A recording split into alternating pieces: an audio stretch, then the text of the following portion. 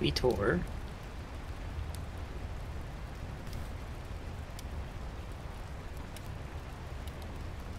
Ah, new bookshelf. Nice. Miller, if somebody puts something in the suggestion pool, do you want to... Oh, let me drop the URL. Hang on. Do you want to take any of those? I got it open. Okay. Oh, you do? Okay, good. Those aren't new. They haven't got anything new. No. Let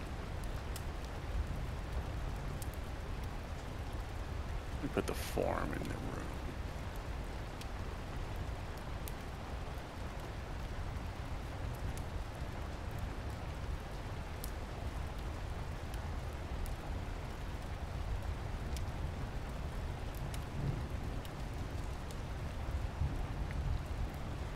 Ah, we have a slightly different cozy reading place today.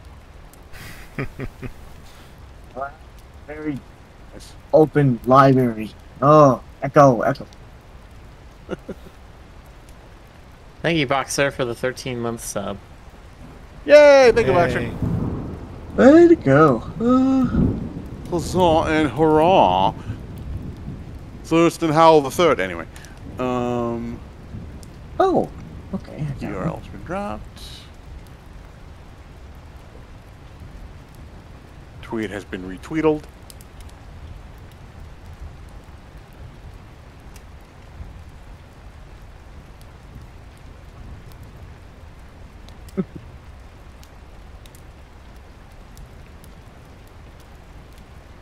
I hope everyone's enjoying this ambiance.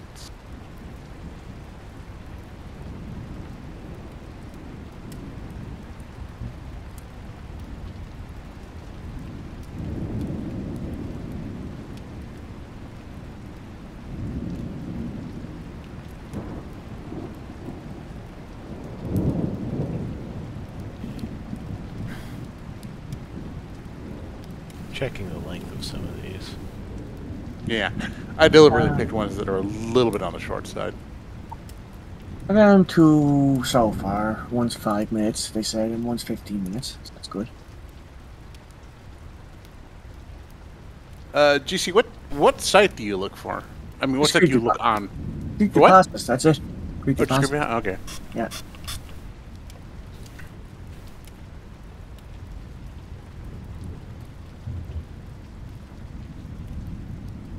And basically what I do, I look up titles that catch my interest and take a quick peek at them and see how long they are.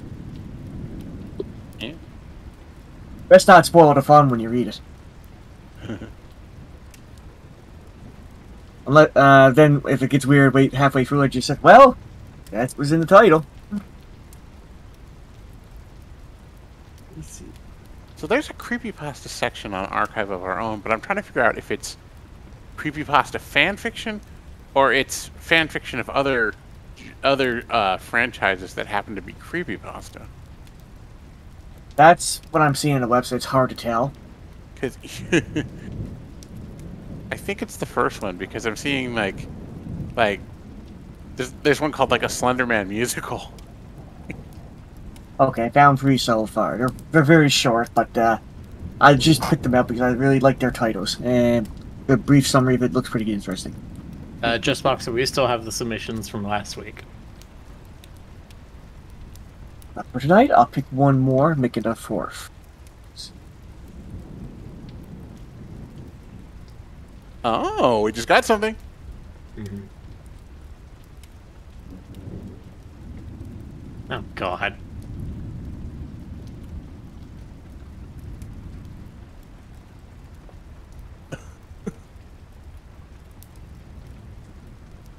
Hey, Brownie.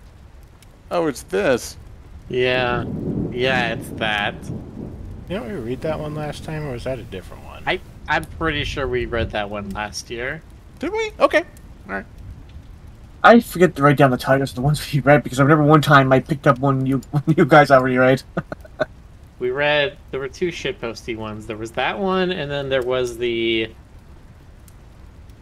What's the one about the kid that gets bullied by 2 kids, and it just, like, he becomes, like, a Joker something? Jeff the Killer? Jeff the Killer, yes. We read both of those. All right.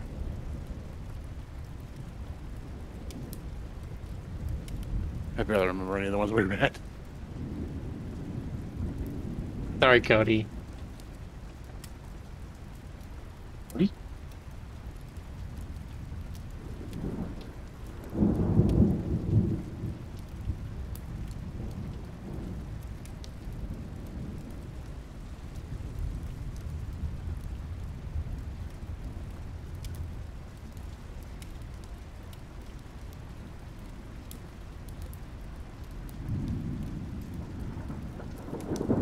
Eyeless Jack. Never heard of that one. Is that one? Let me Google that. Never heard of it either. Jonas, you have it so they can submit multiple times on the form, right? I believe so. Yes. Let me double check it. Okay. Then, Cody, if you want that one, you are free to submit Eyeless Jack. If you can find a link for it, of course. Let's see. Yeah, there should be. It should be possible to. You just if you're having any trouble, just reload the form. I asked because we have a QA tester who started working with us a couple weeks ago, and he set up a Google form so that we could request his help on certain projects, instead of people just like slacking him and him getting like half answers and stuff. But he unfortunately set it up where you could only submit once. Weird. So once you've asked for his help once, you can never ask for it again. Because apparently he didn't set it up correctly, so... Does anyone want Eyeless Jack? Oh, this one's a longie. Okay, so... Oh, no, wait, never mind. There's just a lot of comments. Alright. I picked up 4 for tonight. Huh? Alright. Rick, do you have one to go with? Yeah. Alright. Do you want to start from the top and go down with GC, Jonas, myself, and then Rick? Works for me. Alright. Okay. Alright, as per normal, submit your approval for the Midnight Society, for I will read you a story called I Picked Up a Faceless Hitchhiker by Brian A. Young. Normally, I don't pick up hitchhikers. By rule, I don't think it's worth the risk when, if someone truly needs a ride, they can call an Uber or Lyft and be off in 10 minutes. However, while on a quick snack run last month, I made a mistake of breaking my rule when I approached a young woman who was walking alone in the pouring rain. At first, I fully intended to drive by as I would have with any other person. She must have noticed me driving up because right as I came up to her, she spun around, nearly jumped in front of my car, and frantically waved her arms for me to stop. And as I screeched to a halt, she ran up to my driver's side window and started on a tangent about how her phone died and now she was still 6 miles from home. Her face was obstructed by a mask, oversized hat, and dark glasses, so I couldn't glean at any semblance of sincerity from her facial expressions, but I could hear the desperation of her voice. Dumb of a decision as it was, I didn't feel right letting her walk home in the rain without a phone when she was clearly begging for help. This is on top of the fact that I didn't exactly have anywhere else to be at 1 a.m. So I opened the door, and almost as soon as she entered the car, she asked me to go straight. And as I drove, I tried to make conversation with the stranger, but never could get an actual response. The only reply I received was, "I'd like to go home. Please help me get home." Eventually, I just gave up entirely. After about 10 minutes of driving straight, I asked if I was supposed to be turning anywhere, but was met with silence. I turned towards the woman for a brief moment to repeat my question, but instead slammed on the brakes when I laid eyes on her. All the items covering her face had been removed to reveal a completely smooth surface. The only hint at some approximation of a face was the slight rise and fall of veiny skin where her mouth would have been, almost as if she was imitating breathing. Instinctually, I put the car into park and moved to run out, but before I could even touch the handle, a large hand clamped around my arm and held me in place. I was close to having a full-blown panic attack, but she raised a gargled finger to her non-existent lips and made a quiet shh sound. When she spoke, her voice had taken on a much more gravely tone, and the pressure from her voice grip forced me to take every word with the utmost respect. "You will not leave," she stated. "You must drive. You no longer have a choice." When she released her grip, I didn't say a word. I didn't even want to comment on the apparent brushing on my arm for fear she'd do something worse if I complained. I simply exhaled, pulled the car into drive, and kept going. We must have driven for another half hour. She'll occasionally tell me to make a turn here or there. Still, after about 15 minutes, I knew we were heading towards the more rural parts of the country, an area where people were known to go missing. Ugh. With every glance in her direction, I could see her featureless face was trained on me. It was as if she was observing me, not entirely sure whether or not she could trust I'd take her wherever she wanted to go. And as soon as that trust was broken, it would very quickly be over for me. Eventually, she instructed me to pull out to a lone, run-down house just off the highway. The windows were boarded up and I could see piles of trash strewn around the exterior. When we stopped in front of it, she told me to get out. An unconscious shake of my head prompted her to slam her giant fist on the dashboard, cracking the plastic. Without our argument, I walked out into the cold night. She followed behind and pointed at the house in silence. We walked into a decaying building and were immediately met with a groan. I shined my phone's flashlight forward and saw what appeared to be a homeless man riffing around the ground in pain. He was foaming at the mouth and his eyes were bloodshot.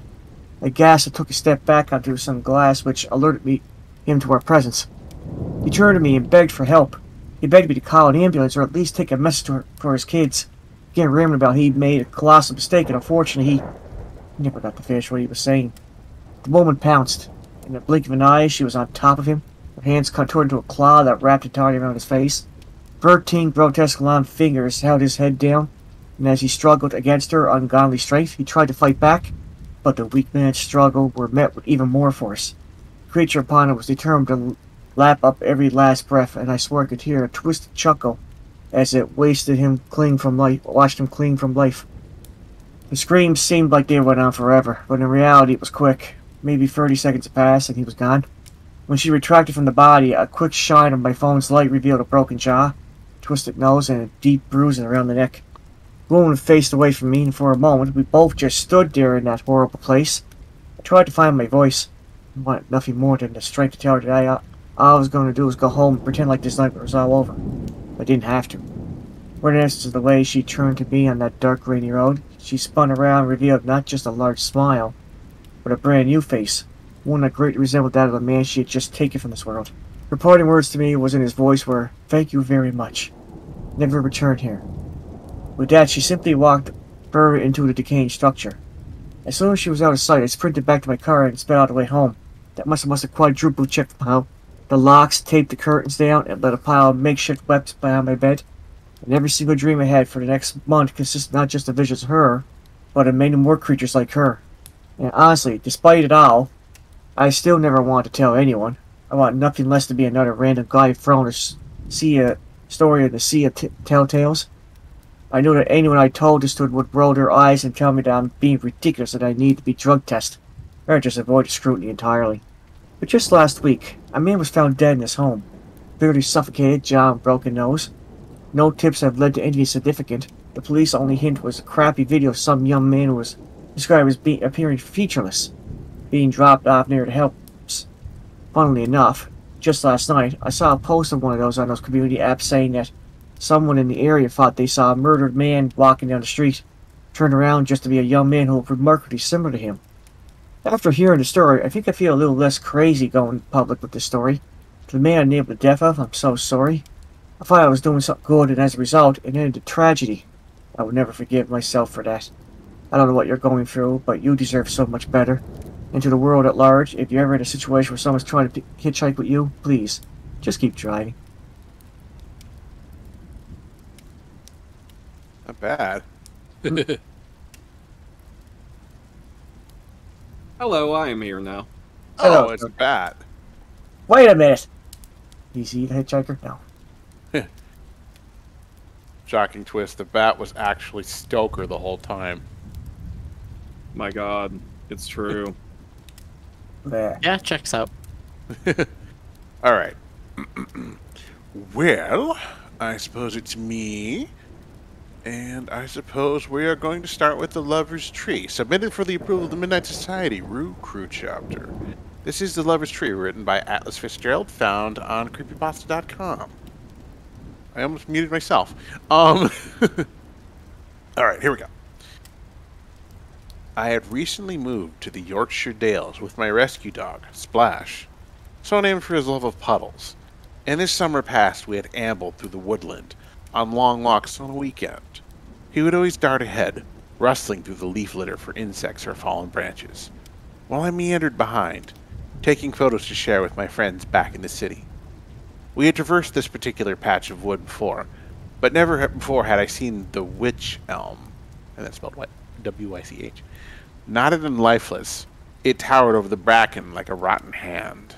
It was Splash who found it, and he sniffed around the roots as I caught up, my camera a heavy weight around my neck. The tree was tall and somewhat misplaced among the lush greenery of the wood. I noticed in my approach that the trunk was heavily scarred, and moving closer still, saw that the scars were man-made. Names and dates: Lou G. plus Paul, 1992. Neil and Lee, 1977. May K. and Roy L., 1954. I ran my fingers over the crudely scratched names with a sense of borrowed nostalgia. I imagined generations of young couples meeting at this apparent beauty spot that I never knew existed. The names stretched back decades, and the oldest I could find, now faint and barely legible near the detritus, was over 100 years old. Hattie and Ira, 1883. I began to snap away, circling the wide trunk while Splash zigzagged in and out of my legs. A deep hollow cut into the tree on the opposite side, and as I leaned in with my camera, my heart stopped. I dropped the camera and squinted at the names etched in the ridge of the hole. Lubella Fitzroy and John McSee, 1984. Sometimes a memory of a time or a place or a person hooks into your mind like a barb, and you can go through your whole life never recalling it.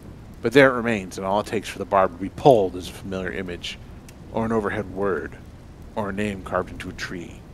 That's how it was for me when I saw the name of my Aunt Belle and her then boyfriend John McLean, who had died in a car crash in Canada in the early 80s, back when I was just a boy. I had never really known Belle. And tracing my memories, I can bring forth a face, but whether it belonged to her or was just a composite of my own creation, I could not say. Belle was my aunt on my father's side, the Canadian side of the family.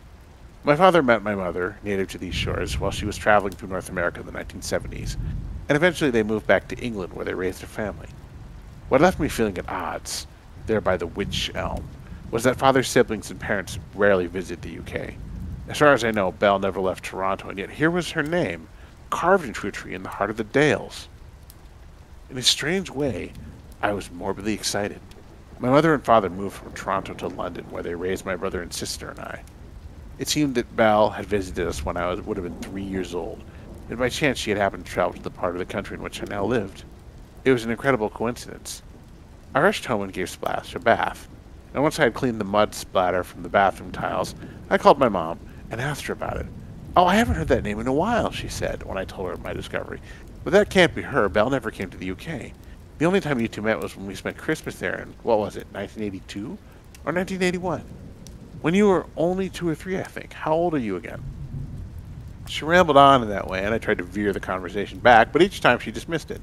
But how many Lubella Fitzroys could there be, let alone one who courted someone by the name of John McSee? I finished up the conversation, instead about retouching the photographs I had taken, each time flicking back to the shot of Belle's name. I waited until later in the evening, all the while Googling time in Toronto, and I felt confident they had put my grandma to bed, and called my father. Working through the usual pleasantries, the how are yous and the what's the weather like, I told him about my discovery. The line went silent. "Where is this tree?" he asked at last. I told him, or as I began to, as before I could finish he interjected. "Cut it down." "What? I can't just cut down trees in a national park, Dad." "Just cut it down. Right now." "What's wrong? Did Belle visit them? I mean, it's pretty remarkable that They never left Toronto. Please cut it down for me," he urged, and I sensed the panic in his voice. I promised that I would, right away as he suggested, and hearing how troubled the topic made him, I decided not to push matters. I finished the call and went to bed, although I did not sleep. Thoughts of the wych elm swam in my mind, of Belle and John carving their names into the tree, tragic young lovers, carving their names into history in the year that they would be taken from us. They never left Toronto. Those words, my father's fearful tone, how could that be? Every evening after work, after taking Splash home from his walks, I set about researching. I called my brother, my sister. Neither knew and neither seemed really to care. I contacted other relatives in Canada through Facebook, and all were convinced that Belle had never left Canada. I became obsessed with the mystery and yet ran into dead ends until I received a message from someone I did not know. Have you found the witch elm? I was taken aback, my heart racing. I immediately accepted the message request and looked through the profile. It was an older woman, Joy Martin, who looked to be in her 50s and who was a mutual friend of a cousin who I had contacted earlier. Yes, I found a tree with my aunt's name carved into it in the woods near where I live. I waited. Cut it down. I stared at my screen, tired and lost down a rabbit hole of my own making. What do you mean? I typed. My dad told me to do the same thing, but I can't just go cutting down trees. Did you know Belle? I waited. No response. After 30 minutes of refreshing Messenger, I was interrupted by Splash, who stood by my office door with his lead dangling from his mouth. I was somewhat glad to get out of the house, and together we walked around the village. I did not go to the woods. Thinking of walking that way made me feel uneasy. When I returned home, I saw that I had a new message from Joy. I knew Belle, yes. We went to high school together. John was a bit older. We never liked him much. There was a rumor, one of those urban legend things, about a tree that just appears sometimes. The legend says that if you're going around with a boy or a girl and carve your name into the tree, that it will test your love. If you both love each other, then nothing will happen. But if your love is not true, you will die a horrible death. We thought it was a bunch of baloney, of course, but then Belle goes on and says they found the thing. Well, being a curious bunch, we went on with them, and there it was, right out in the farmer's field. They go on and cut their names into the damn thing, and sure enough, a week later, they were dead. A drunk driver going the wrong way on the highway, if I remember right. A bunch of us decided to go back to the tree to make a mural out of it to them both. But when we got there, it was gone. Just vanished. I know it sounds it sounds silly, but it's troubled me ever since. Please, cut it down. I was stunned. Trees don't simply appear and disappear any more than anything. And more than anything, they certainly don't claim the lives of young couples. It was absurd. I replied with thanks and promised that yes, I would cut down the tree. And yet the image of the witch elm haunted me, bored into my mind, and left me feeling cold. I googled the names from the photos, each time coming up short until I searched for Mary K. and Roy L. A search result appeared from one of those ancestry sites with an archived news story of one Mary Kilkenny and Roy Lanchbury of Cork, Ireland, who had died in a house fire in 1954. It couldn't be true. It couldn't be true. I plowed on, searching name after name, and then more stories appeared of young couples dying by way of drowning, suicide, murder. I started searching for witch elm urban legends, tree urban legends, anything I could find. At last, I found a link to an old Angel Fire site, now defunct. I pasted the link into the Wayback Machine and found an archive page from the late 90s. The page was crudely put together, one of those old counters at the bottom saying 000127 visitors. The header, in garish green font on black starry background, read The Lover's Tree. It told of a tree in New England on which young couples carved their names to test the strength of their love. So said the anonymous writer, the tree was supposedly haunted by Hattie James, a young woman who had fallen in love with a local boy by the name of Ira Newton. Hattie's remains were found in the tree in the winter of 1883, and soon after, Ira was tried and executed for her murder. Hattie and Ira, 1883. I grabbed my coat and hurried out toward the woods. It was dark, and I lost my bearings here or there, a susurration of the leaves disturbed by the gathering wind, sounding like names whispered on the wind. Hattie, Ira, Belle. I struggled through the wood until I at last came to the clearing, where once the witch elm stood, but no longer. This was the place, I was sure of it, but there was no longer a tree there. No roots, no hole in the ground, just leaf litter and bracken. I raced home and opened my laptop, awakening Splash with my clumsiness, who then barked and skittered about as though it were time for a walk. Not now, please. I opened the pictures in my editor. The tree was there, its bristling branches seeming now more horrible than when I had last seen them, and the trunk was bare. No name scratched into the surface. I clicked through, unbelieving, and to my horror, there were only plain close-up shots of plain decaying bark. I clicked on the picture that I had taken of Belle's name carved on the edge of the hollow. Her name was not there. I sat back in my chair, my mind swimming. And then it caught my eye. I leaned closer, brightened the image, increased the saturation, played around with the levels, but it was still just too dark, just out of focus. I am sure that there, from within the hollow on the very edge of the image, were fingers reaching out from the dark.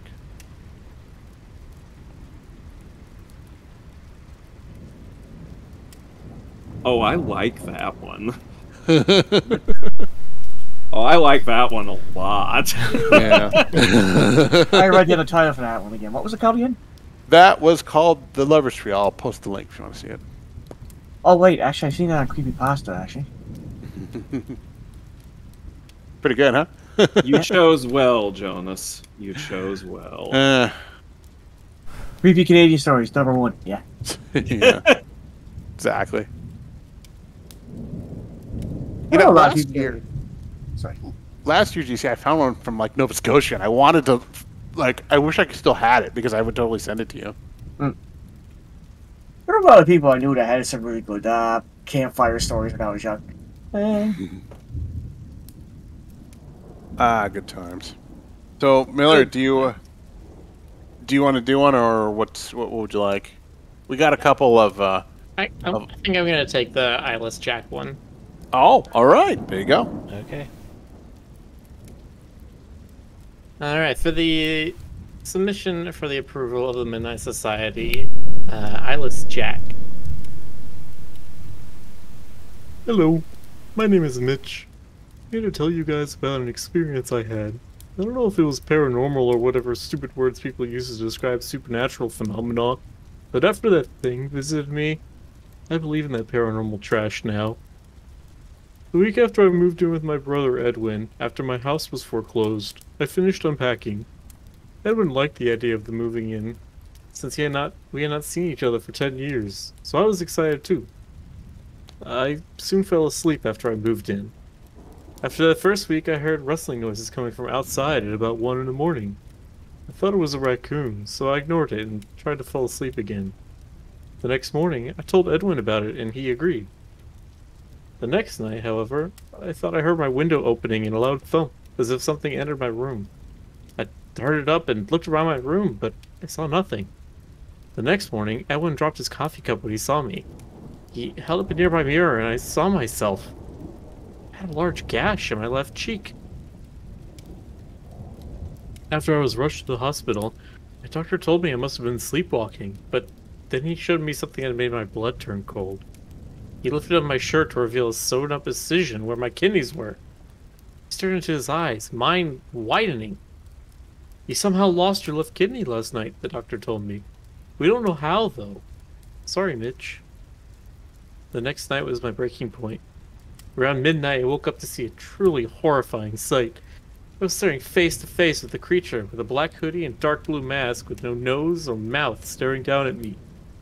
The thing that scared me most about it was it had no eyes. Just empty, black sockets.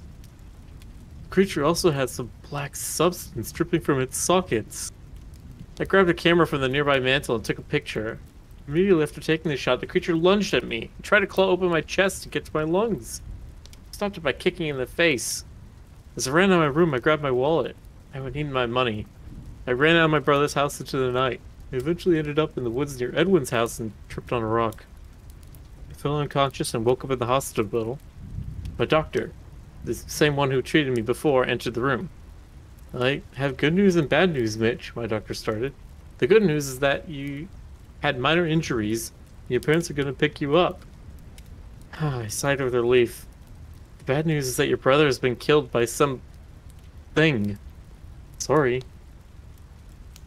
My parents took me back to Edwin's house to collect my remaining belongings, which I did. Upon entering my room, I was scared, but I remained calm. I grabbed a camera and then stopped dead in my tracks. In the hallway leading to my room, I saw Edwin's body and something small laying next to it. I retreated up and entered my parents' car, not mentioning Edwin's corpse.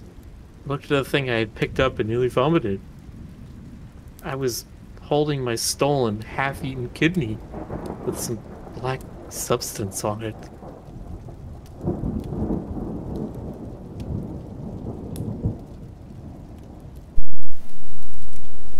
So that's it. That was not good. That was terrible.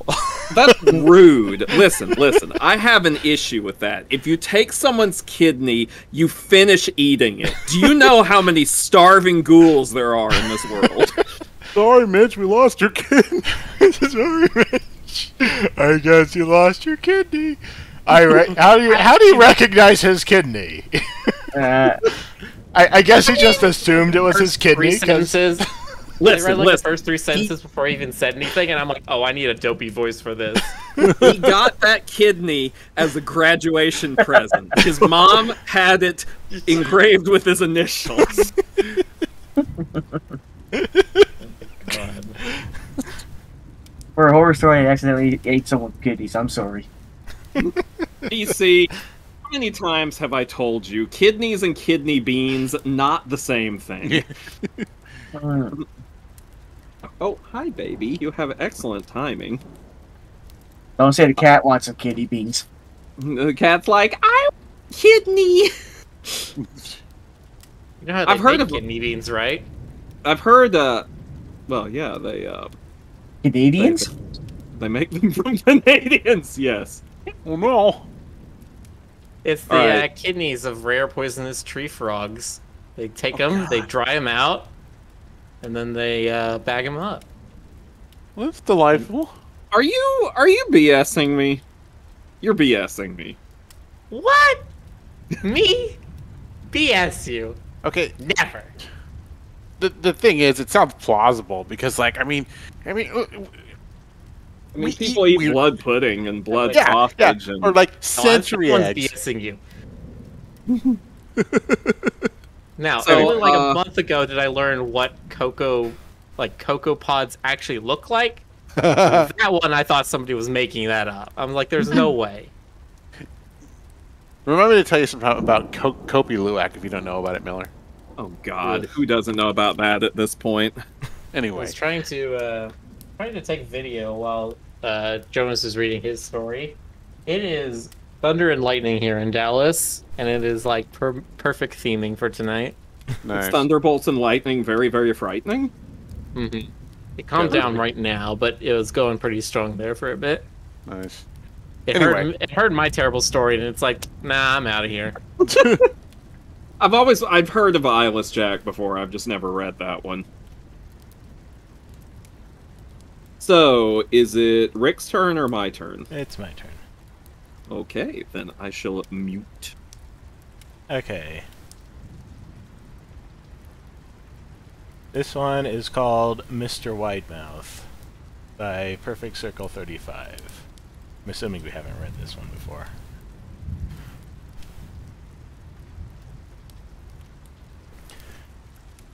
During my childhood, my family was like a drop of water in a vast river, never remaining in one location for long.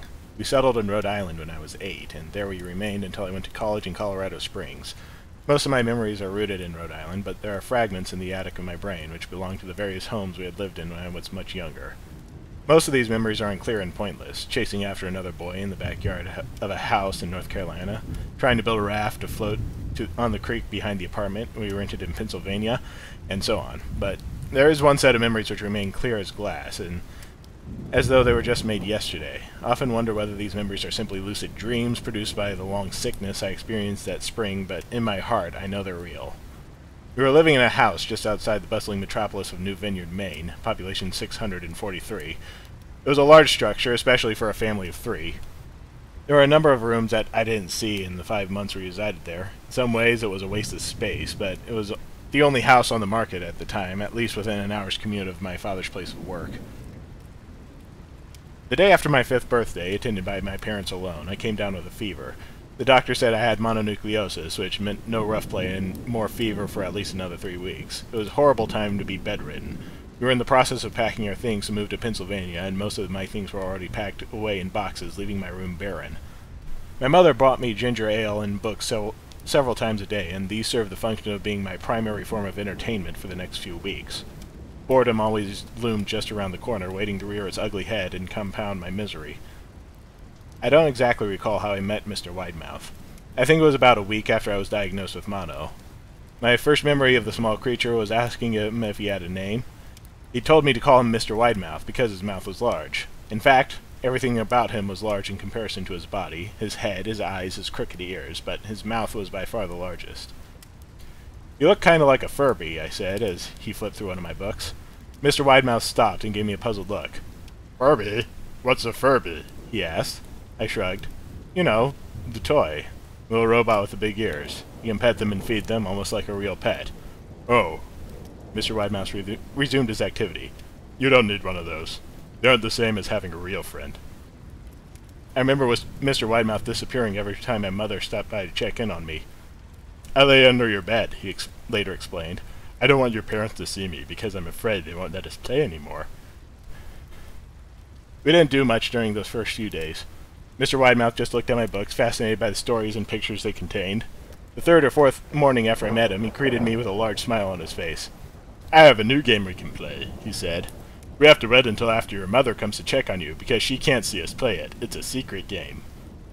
After my mother delivered more books and soda at the usual time, Mr. Widemouth slipped out from under the bed and tugged at my hand. "We have to go to the room at the end of the hallway," he said. I objected at first, as my parents had forbidden me to leave my bed without their permission, but Mr. Widemouth persisted until I gave in. The room in question had no furniture or wallpaper. Its only distinguishing feature was a window opposite the doorway. Mr. Widemouth darted across the room and gave the window a firm push, flinging it open. He then beckoned me to look out at the ground below. We were on the second story of the house, but it was on a hill, and from this angle the drop was farther than 2 stories due to the incline. "I like to play pretend up here," Mr. Widemouth explained. "I pretend that there is a big soft trampoline below this window, and I jump. If you pretend hard enough, you bounce back up like a feather. I want you to try." I was a 5-year-old with a fever, so only a hint of skepticism darted through my thoughts as I looked down and considered the possibility. "It's a long drop," I said. "But that's all part of the fun. It wouldn't be fun if it was only a short drop.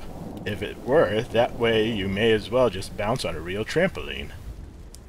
I toyed with the idea, picturing myself falling through thin air only to bounce back to the window on something unseen by human eyes.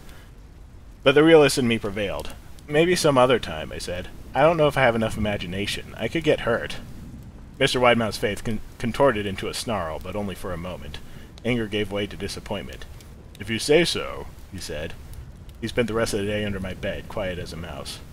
The following morning, Mr. Widemouth arrived holding a small box. "I want to teach you how to juggle," he said. "There are some things you can use to practice before I start giving you lessons." I looked in the box. It was full of knives. "My parents will kill me," I shouted, horrified that Mr. Widemouth had brought knives into my room, objects that my parents would never allow me to touch.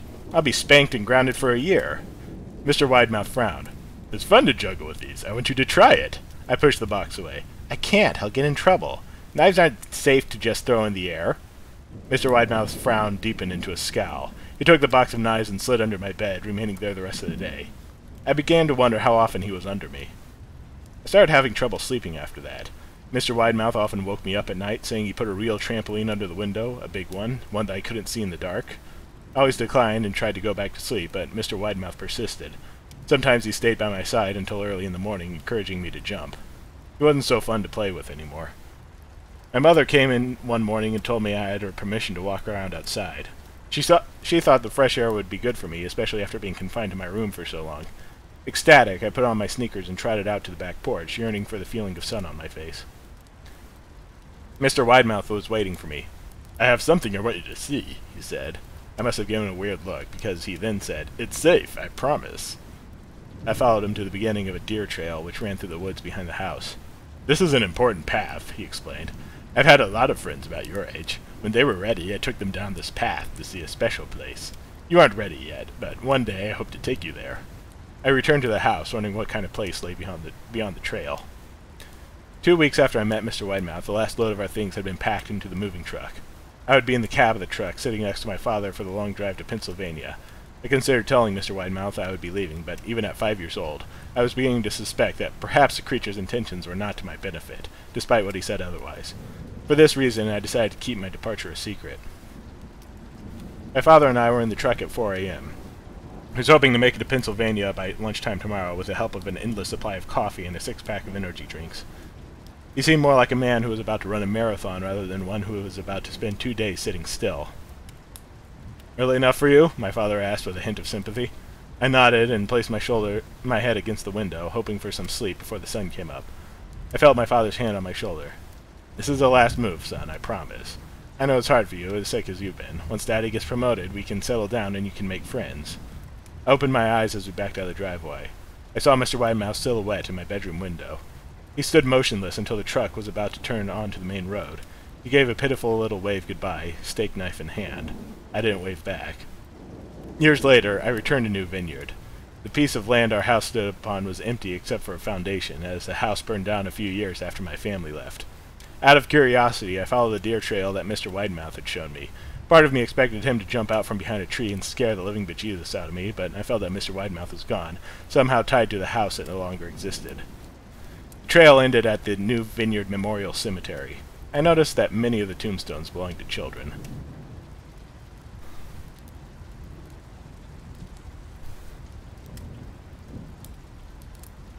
Ah, Mr. Widemouth. What won't he do? What won't he do? That scamp! That scalawag!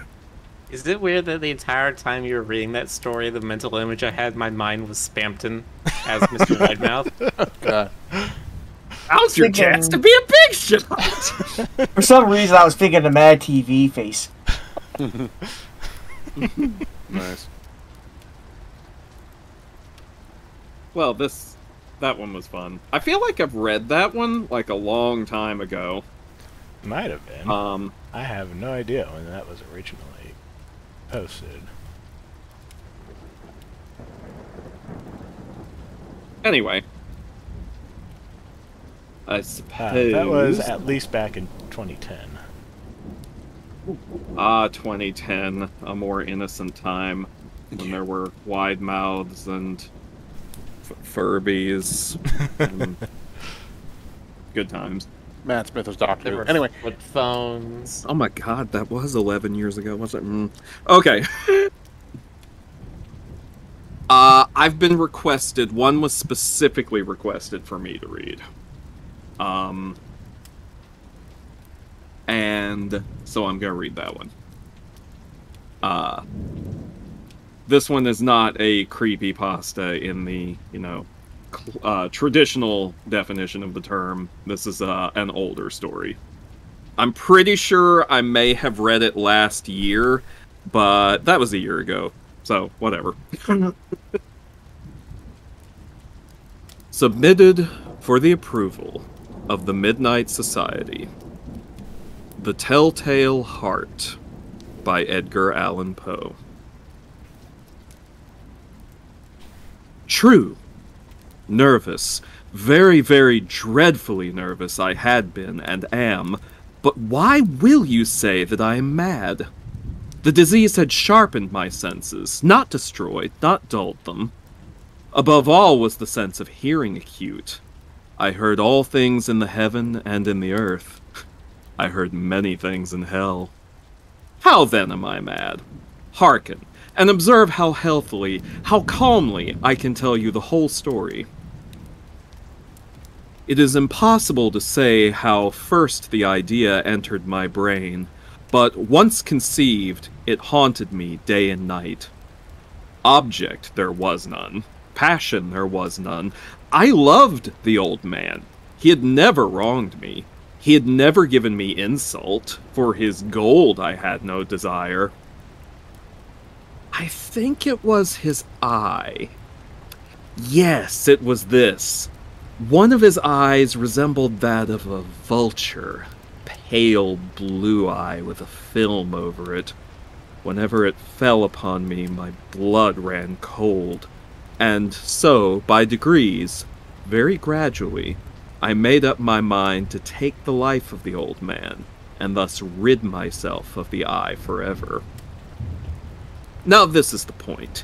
You fancy me mad. Madmen know nothing. But you should have seen me. You should have seen how wisely I proceeded, with what caution, with what foresight, with what dissimulation I went to work.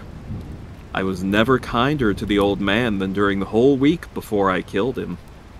And every night, about midnight, I turned the latch of his door and opened it, oh so gently, And then, when I had made an opening sufficient for my head, I put in a dark lantern, all closed so that no light shone out, and then I thrust in my head. Oh, you would have laughed to see how cunningly I thrust it in. I moved it slowly, very, very slowly, so that I might not disturb the old man's sleep. It took me an hour to place my whole head within the opening so far that I could see him as he lay upon his bed. Ha! Would a madman have been so wise as this? And then, when my head was well in the room, I undid the lantern cautiously. Oh, so cautiously. Cautiously, for the hinges creaked. I undid it just so much that a single thin ray fell upon the vulture eye. And this I did for 7 long nights, every night just at midnight, but I found the eye always closed. And so it was impossible to do the work, for it was not the old man who vexed me, but his evil eye. And every morning when the day broke, I went boldly into the chamber and spoke courageously to him, calling him by name in a hearty tone and inquiring how he had passed the night. So you see, he would have been a very profound old man indeed, to suspect that every night, just at 12, I looked in upon him while he slept. Upon the 8th night, I was more than usually cautious in opening the door. A watch's minute hand moves more quickly than did mine.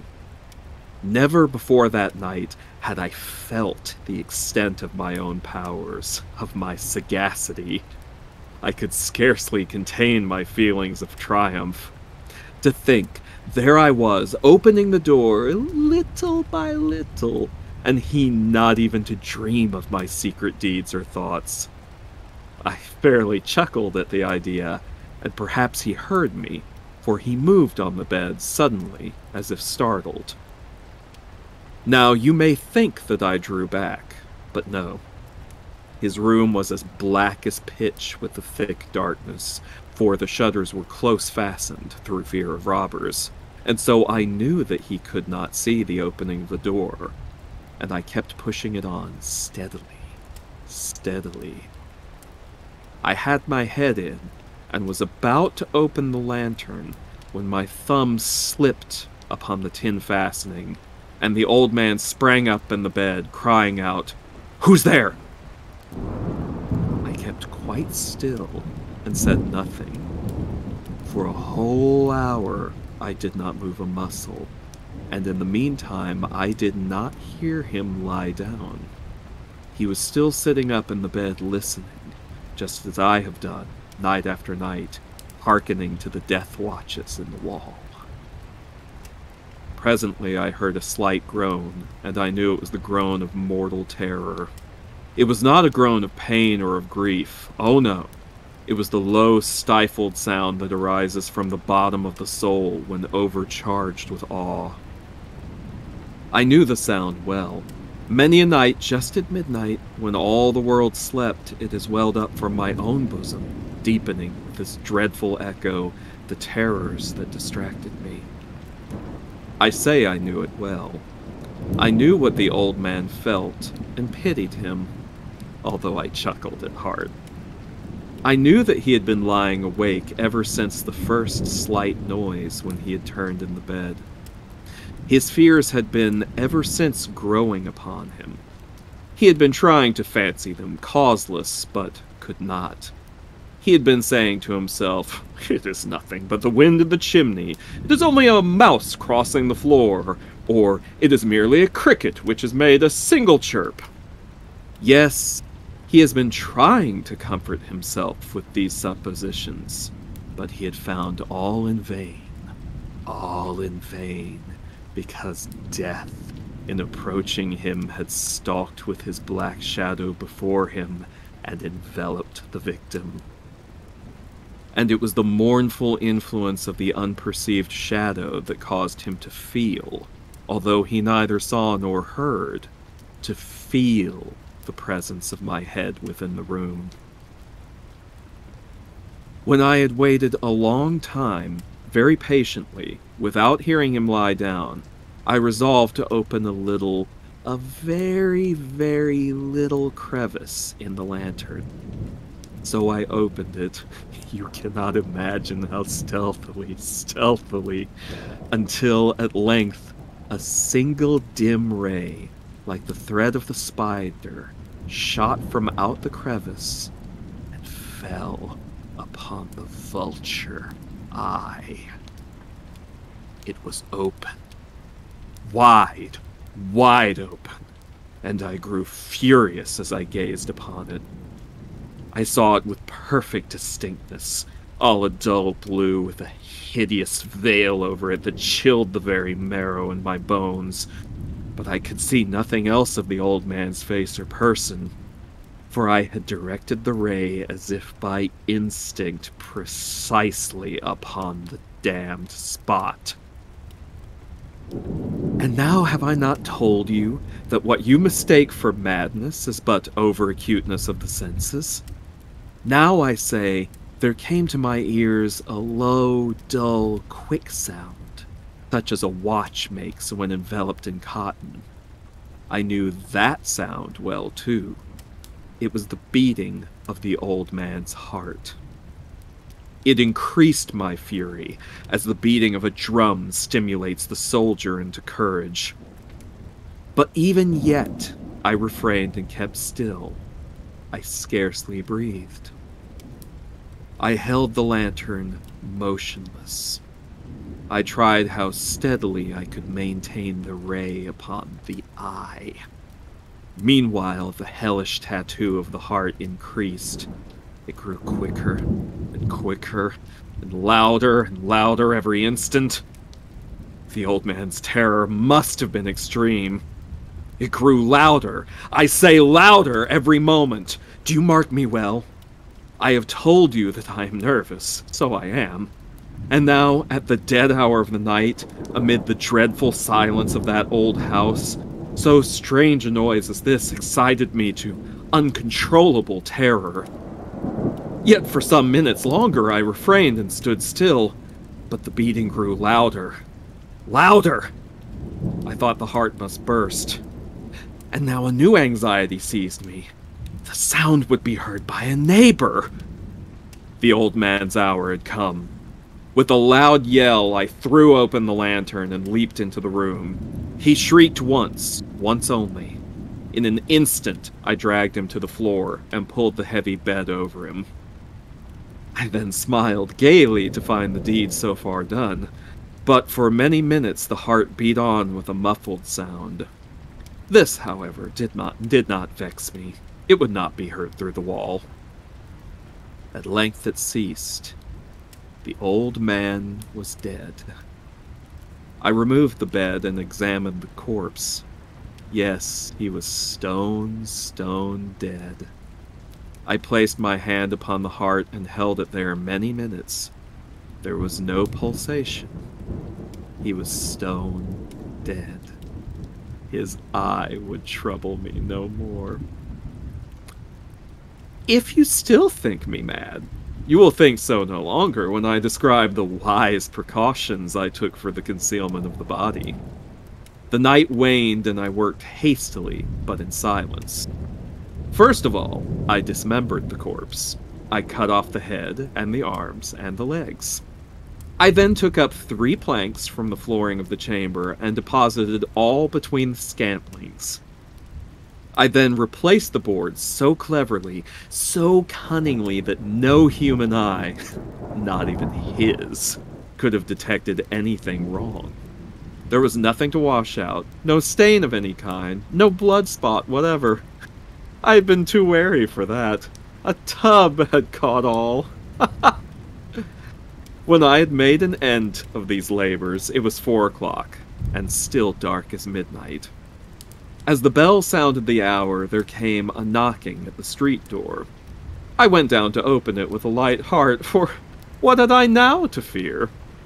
There entered 3 men, who introduced themselves with perfect suavity as officers of the police. A shriek had been heard by a neighbor during the night. Suspicion of foul play had been aroused.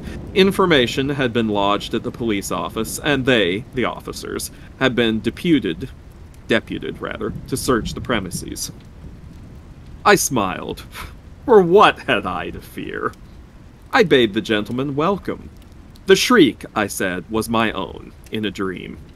The old man, I mentioned, was absent in the country. I took my visitors all over the house. I bade them search well. I led them, at length, to his chamber. I showed them his treasures, secure, undisturbed. In the enthusiasm of my confidence, I brought chairs into the room and desired them here to rest from their fatigues, while I myself, in the wild audacity of my perfect triumph, placed my own seat upon the very spot beneath which reposed the corpse of the victim. The officers were satisfied. My manner had convinced them. I was singularly at ease. They sat, and while I answered cheerily, they chatted of familiar things. But ere long I felt myself getting pale and wished them gone. My head ached, and I fancied a ringing in my ears. But still they sat and still chatted. The ringing became more distinct. It continued and became more distinct. I talked more freely to get rid of the feeling, but it continued and gained definitiveness, until at length I found that the noise was not within my ears. No doubt I now grew very pale, but I talked more fluently and with a heightened voice. Yet the sound increased, and what could I do? It was a low, dull, quick sound, much such a sound as a watch makes when enveloped in cotton. I gasped for breath, and yet the officers heard it not. I talked more quickly, more vehemently, but the noise steadily increased. I arose and argued about trifles in a high key and with violent gesticulations, but the noise steadily increased. Why would they not be gone? I paced the floor to and fro with heavy strides, as if excited to fury by the observations of the men. But the noise steadily increased. Oh God, what could I do? I foamed, I raved, I swore. I swung the chair upon which I had been sitting and grated it upon the boards, but the noise arose over all and continually increased. It grew louder, louder, louder, and still the men chatted pleasantly and smiled. Was it possible they heard not? Almighty God, no, no! They heard! They suspected! They knew!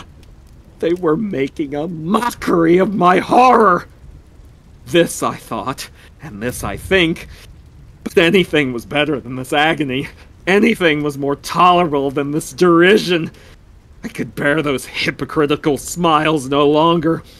I felt that I must scream or die. And now again, hark! Louder! Louder! Louder! Louder! Villains! I shrieked. Dissemble no more!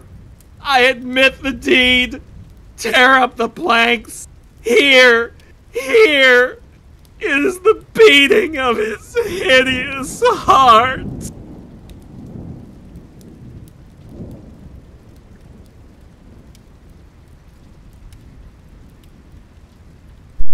I mean, I think I hear something. You did all that work to kill the man, and then you go and ruin it for yourself. What a dummy. In the same night, amateur hour. Simply amateur hour. Come on over, take a seat right there where I killed the guy! I remember reading that originally in high school, and yeah, that's like Poe's funniest story. It is it's definitely it's the Edgar Allan Poe comedy hour. Funny enough, I only know that story from The Simpsons. Now I know where it came from. And of course, in the chat, someone's bringing up the Squeaky Boots episode of SpongeBob. Good times. Alright, I guess it's GC's turn again. Yes, let me see here. This looks like a pretty good one. Alright, so submitted for the approval of the Midnight Society. Go ahead, scare me. It is written by... L.S. Strange. Okay. From Creepypasta. Christopher rubbed his eyes. He was tired. What started out as a passion too quickly had turned into a job. He loved scary stories and the adrenaline rush from the thrill of being scared. That's what prompted him to start this podcast. Took off like wildfire and he now had over 1 million followers. Christopher's initial online persona was intriguing, charismatic. This had somehow warped into a cynical and unable to be satisfied attitude. He didn't know when or how it happened. He even heard his mother saying, "Honey, follow your passion, you'll never work a day in your life." Right, Christopher thought. What a load of crap. Even his thoughts had become tainted with contempt. Christopher took a sip from the steaming cup of coffee that Brandon, his producer, had given him. It was going to be a long night. Brandon entered the studio and smiled at him. Christopher looked square at the eye and asked, "How did I let you talk me into doing a live show?"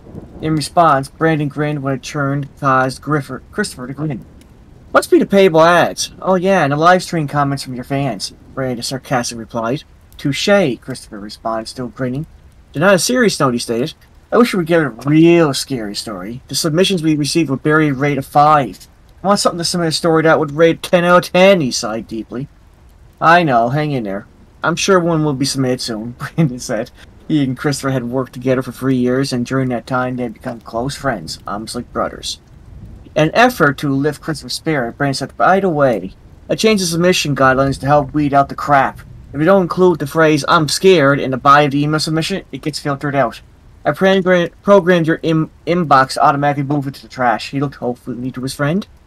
"Thanks. Good job," Christopher sincerely replied. He knew that Brandon was trying to help, but he didn't have much faith in that it would work. Christopher knew the program would work, but he just didn't think it would remove all the dull stories. Even I don't think they're scary, our followers do, so I have to keep reading them. And Christopher stated flatly. Brandon smiled and said, "Get ready. We go live in 3 minutes." Christopher nodded. He closed his eyes and mentally prepared himself, knowing he had to pull out his alter ego, his persona that built this following. Christopher took a deep breath, held it, and exhaled slowly. "I'm ready." Christopher preferred to narrate for a paper, hard copy versus reading an electronic version from a monitor. He joined the feeling of the pages, and Brandon held up three fingers and counted down, politely directing them at Kris to let him know he was live. "Good evening," Christopher began. "Welcome to another episode of Go Ahead, Scare Me, the podcast for eerie stories that will keep you awake. Stories so disturbing you will be too terrified to close your eyes. The dark will no longer provide relief and comfort. You will now see things lurking in the shadows. Remember, there are some things that shouldn't be trifled with. Curl up and prepare yourself for tonight's podcast." The opening sounded corny and tiring to Christopher, but it had become his brand. Fans sent emails and posted to Facebook quoting it. Christopher read the first story. It was a good story, but not a great story, and at the conclusion he commented, "Thank you, Amy Soak, for that scary story. It was good and gave me goosebumps. Based on posted comments, our followers enjoyed it too." The show continued over the next 2 hours, and he read 4 more submissions that had qualified for narration. At the end, Christopher said the closing comment that he did for each podcast. "I'm Christopher DiBatello, and thanks for joining us. Please follow us for more spine-chilling tales in our next podcast. If you're unable to join us live, you can always access a record of this show in our archive section of our channel. Remember to submit your stories through our website. I'm still looking for that one story that will truly give me pause. Make the hair stand up on the back of my neck. Make my heart skip a beat. So I challenge you. Go ahead. Scare me." "And we're out," Brandon said after stopping the live feed. "I'll have this session ready for upload in about 3 days. Christopher replied, "Okay." He shoved the page from the stories in a folder and pushed it to the side. "When we have submissions ready for me to review?"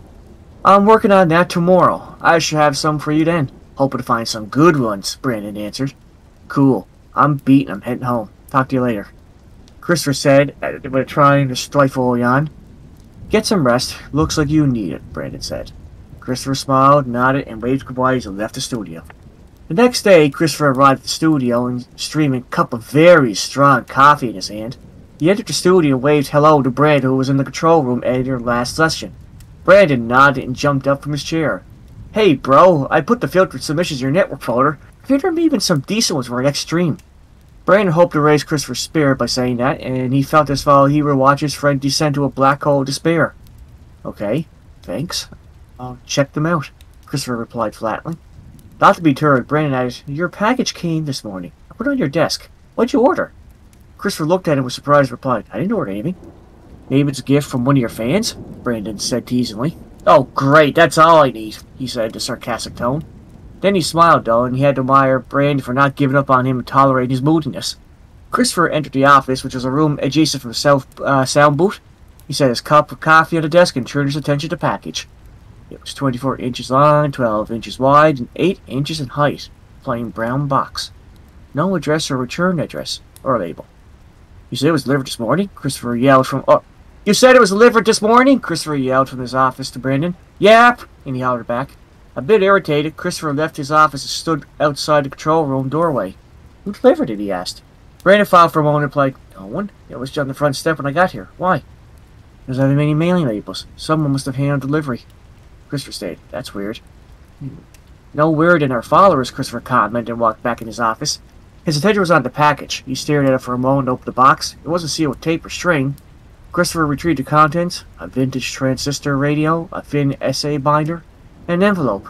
Intrigued, Christopher opened the envelope, withdrew the single sheet of paper, and folded to read the information it contained. Our 13-year-old daughter wrote this story for a school assignment, then vanished. My husband has never stopped searching for her. He continued up to his death. I know my daughter is in a place where we will never be able to see her. Please share the story so that the other parents don't have to live the nightmare that has been my life since Angie disappeared. She tried to tell me, but I wouldn't listen. She was special.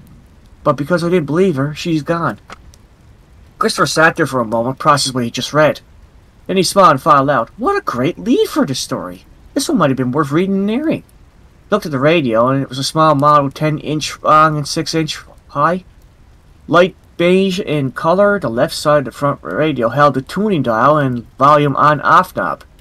The right side contained a speaker that was covered in a faded brown mesh fabric. On top of the radio was a faded sticker. Bubble script, popular in the 1970s, were 2 words, Angie Baby. When his attention completely captured, Christopher picked up the binder and opened it. A single loose sheet fell out of it and onto his desk. He picked it up and read the one sentence it contained. Turn on the radio and tell my story. Christopher smiled. Whoever set this up is a genius, he filed out. Wanting to savor this tantalizing feeling, he set the binder down and let his mind wander with the possibilities that could be in the details of the story. I'll read the submissions and get them out of the way so that I can take my time and really enjoy this one, he thought. At the moment, Brandon poked his head in the doorway of Christopher's office. What was it? He asked. Christopher replied, It's a story submission. I think it will be a good one. The one I've been looking for, he smiled. He was actually happy, an emotion that had eluded him for some time. I'm going to run through the submission you sent me and dive into this one. Cool. Let me know if you need one. I'll get everything set for tonight in live stream, Brandon said and went back to the control room. Christopher logged into the network for his laptop.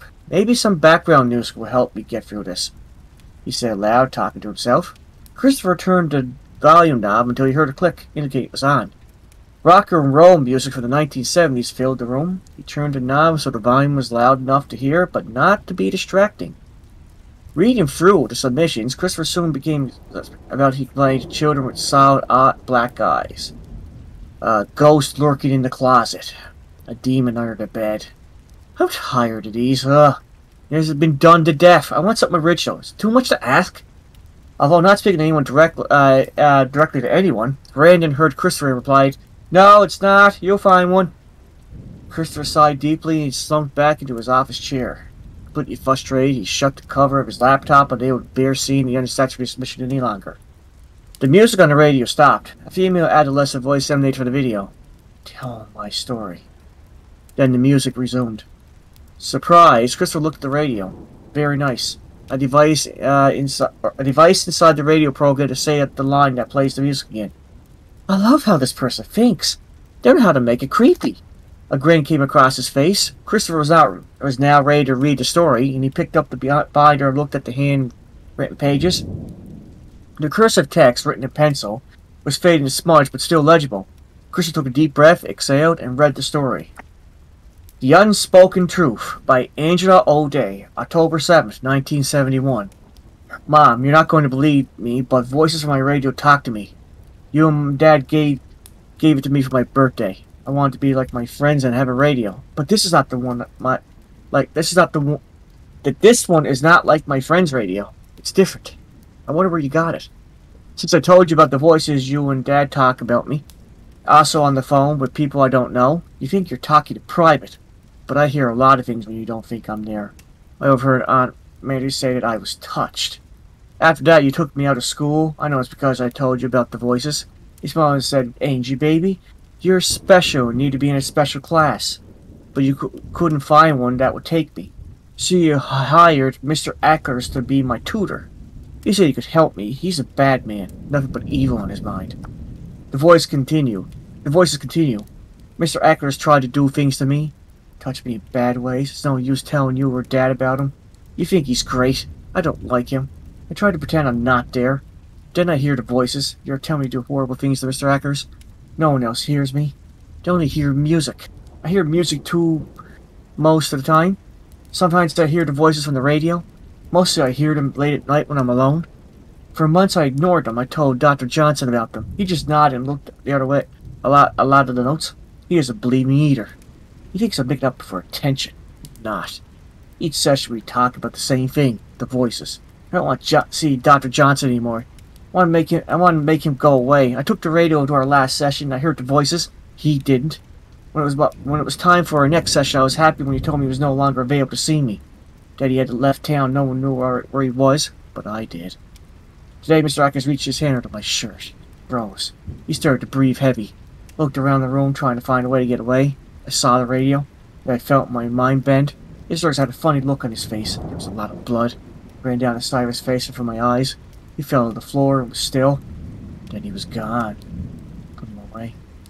Never to be found. You didn't ask me to explain what you saw blood on my bedroom floor. You pretended not to see it. You blame me. I could feel it through, although you didn't say anything. It wasn't me. It was the voices. Many different voices speak to me. Not all at once. Each one separately. When they do, there is no music. I tried moving the dial to a different station, but it doesn't matter what I listen to. The voices are there. I tried turning up the volume to drown them out, but you told me to turn it down. One night I did. Then I felt strange. It was like I was floating. I felt thin. I felt my soul being separated from my body. Reminded me of when I peeled away sunburned skin from my arm. The volume knob slowly turned down on its own. The room was spinning around and round. As the music got softer, I got smaller and was like being sucked into a radio. Then I too was gone. I despaired. So all I could do was talk through the radio. Christopher at this point felt his heart racing, his palm was sweaty. The binder slipped from his grasp and fell to his lap. He felt the spine tingle and rush that fear brings through it and thoroughly enjoyed it. A smile of satisfaction played over his lip. Just then, an adolescent female voice flowed from the radio and filled the room. Tell my story. No one will listen to me. Caught up in the moment, Christopher replied, Figures. No one listens to the radio anymore. Only podcasts. But I hear you. He chuckled to himself because he was speaking to what he thought was a pre-recorded commentary. Then he heard something that made his blood run. Good. Was the single word response spoken by the voice come from the radio. Startled, Christopher sucked up a gasp of air, looked long and hard at the radio. Picking it up, he turned it around. No cord to plug in. There's no cord to plug in. The back cover was gone, exposing wires and the internal wiring of a normal vintage transistor radio. The housing for the batteries was empty and the connections corroded. There was no device playing a recorded message. No way for the radio to receive electricity to make it function. It somehow was working. Elated, Christopher let out a yell of delight. He didn't know how the radio was reacting to him, but he was confident it was some remote control mechanism. He ran in the control room. Brandon! Brandon! Christopher cried excitedly. What? Brandon looked up at him with surprise. I got it! I finally got it! A story worth of a 10.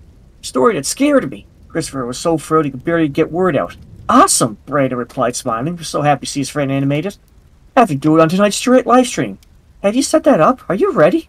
Christopher asked, his word drenched with enthusiasm. I know I said everything was ready, but I'm having some tech problems. Can't live stream. I'll work to get it fixed for tonight, though. And Brandon replied, and then asked, what other stories are you going to do? Doesn't matter, you picked them. I'll lead off with this one. And a giggle escaped Christopher at his lips. Brandon looked questioningly at his friend and said, okay, I'll have them ready. Sweet, Christopher squealed. With that, he quickly returned to his office prepared for the show.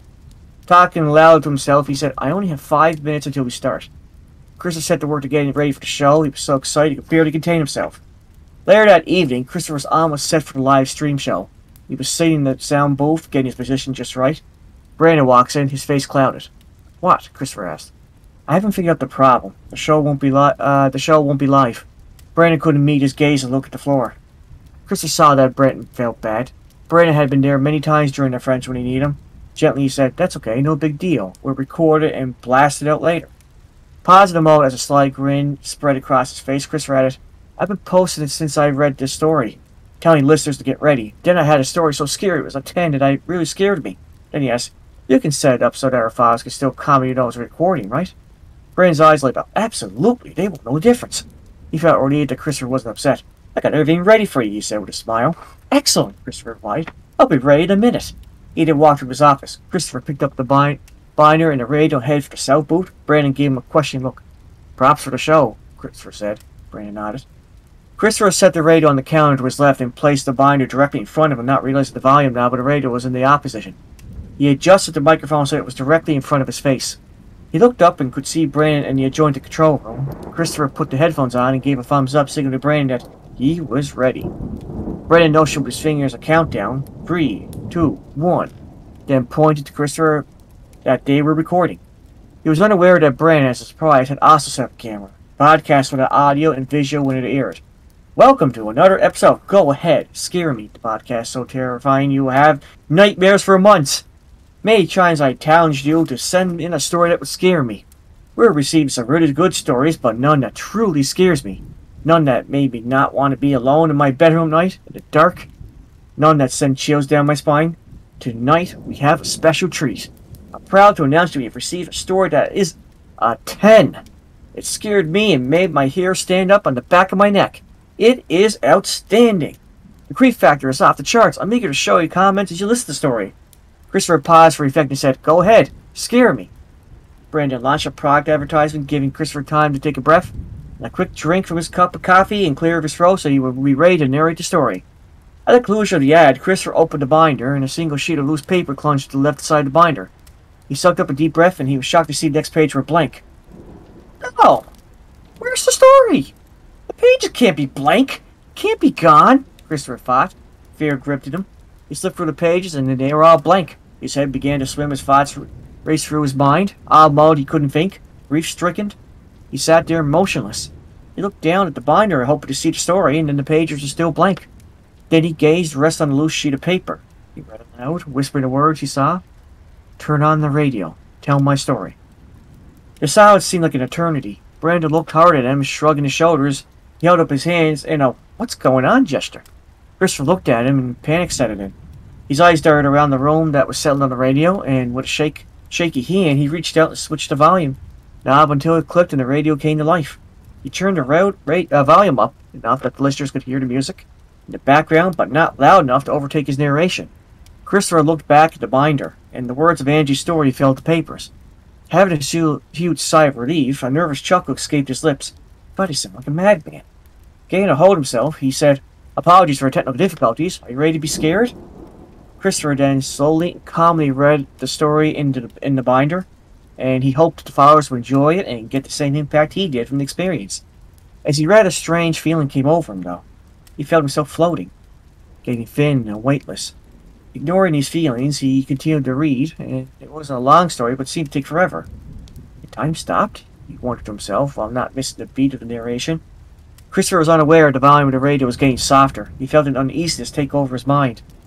Trepidation crept in, even though he knew the course of the story, a stark horror rocked into his core.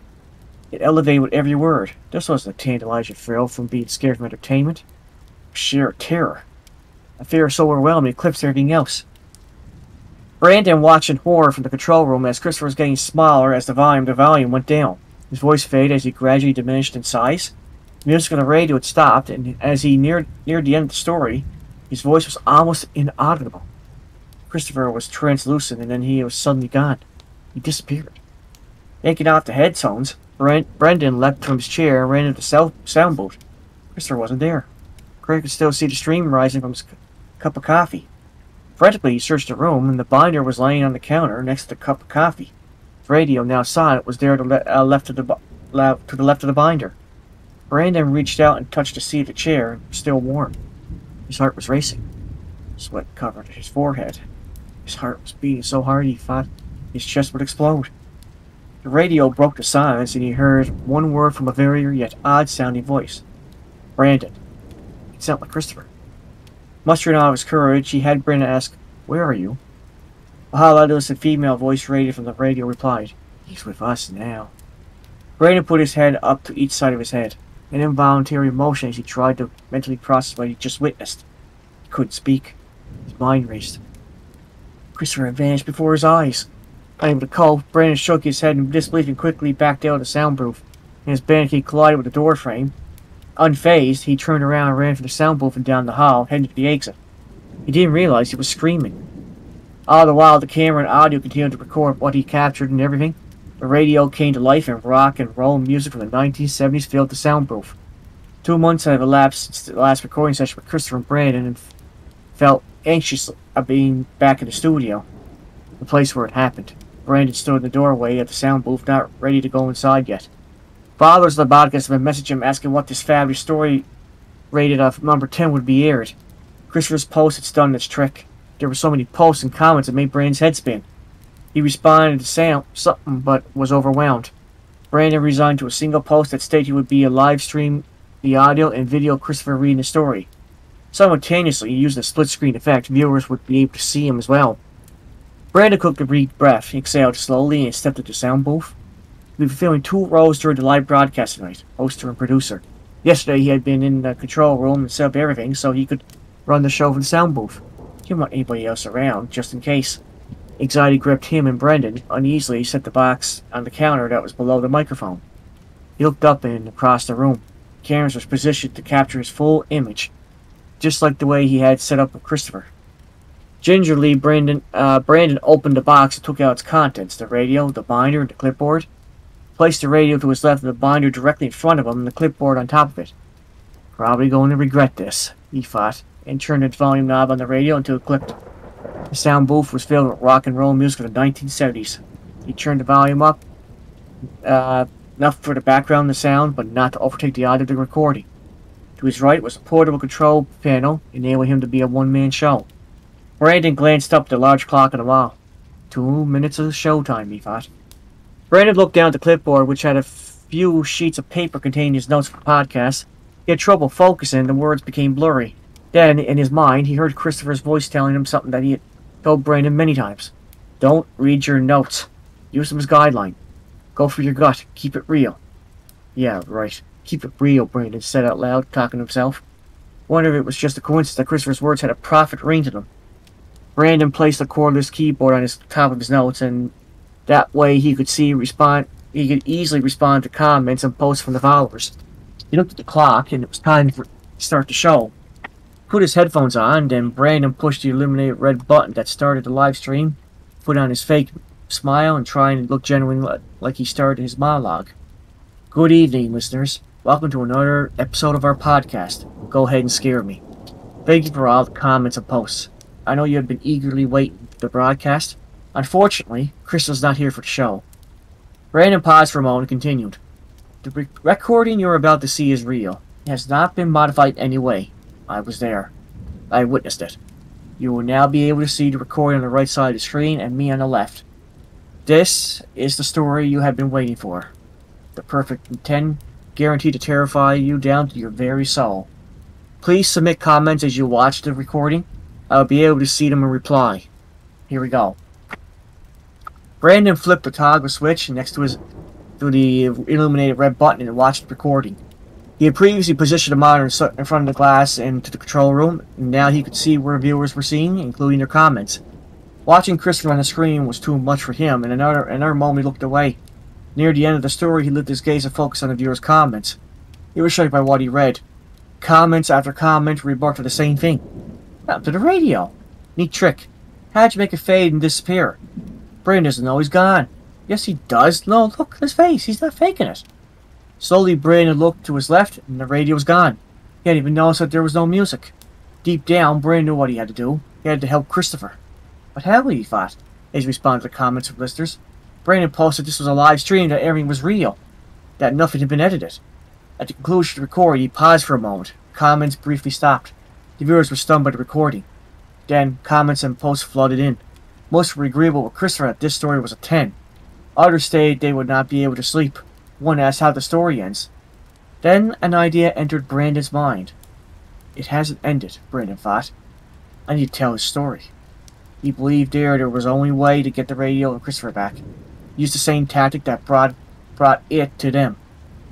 Summoning all the strength he could, Brandon leaned in the microphone in a slow, deliberate, oddly calm voice. Christopher, I need you back so that we can finish what you started. The end of the story hasn't been told. It's not a 10 yet. So, Christopher, I challenge you. Go ahead. Scare me.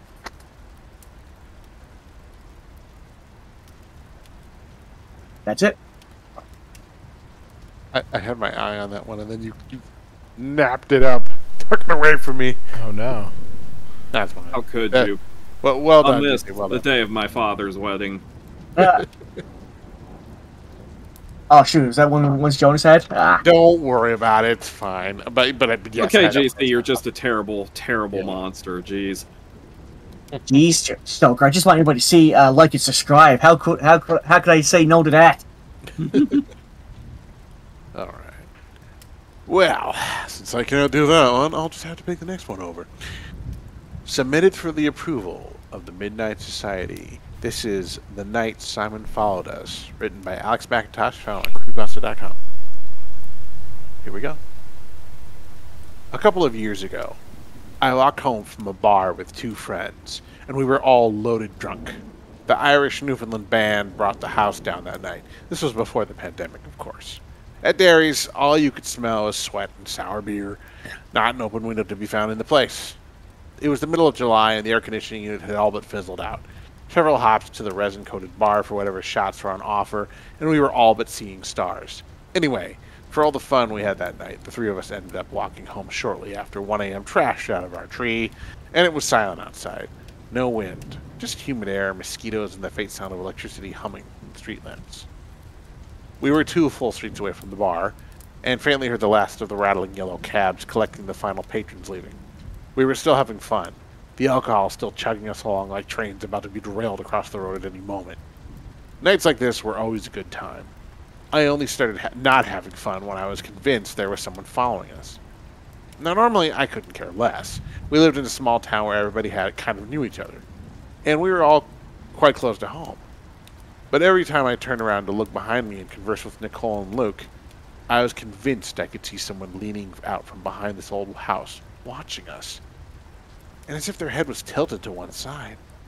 I tried to focus my eyes on the shape, but it was no use. My perception was still whitewashed.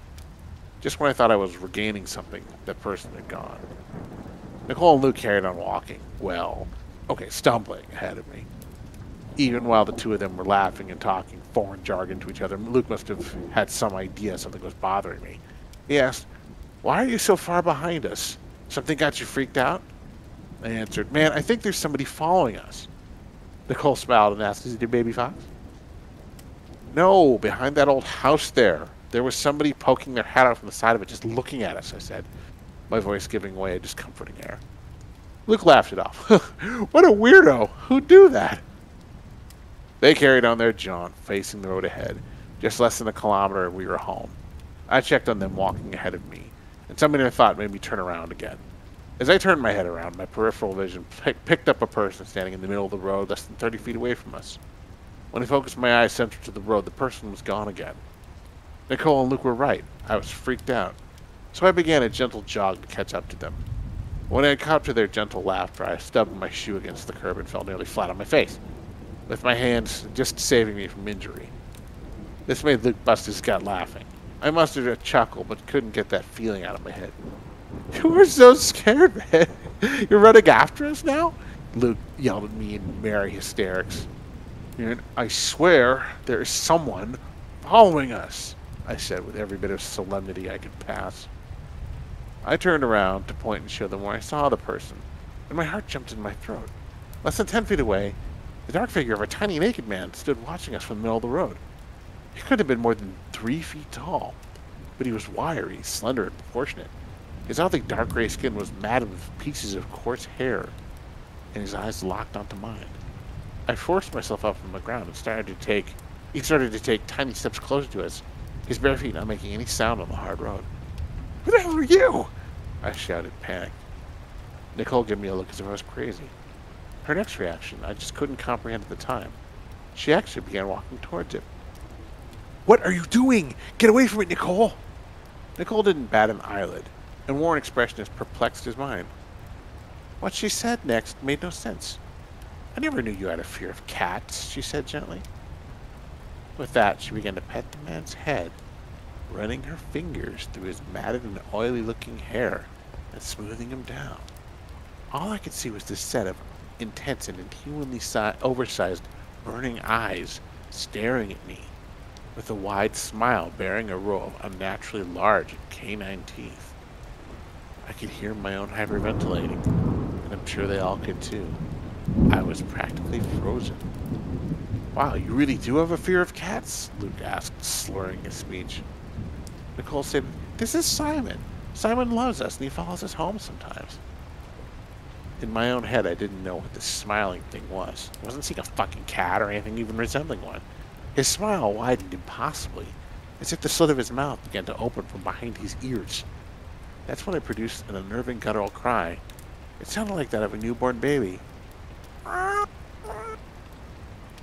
"Oh, Simon, you love us so much, don't you?" Nicole said again, petting his head.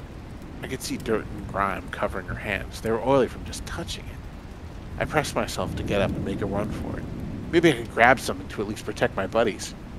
Facing the road ahead was still a blur, but I could see another figure was approaching us. Nicole asked, "Who's that?" It all happened so fast.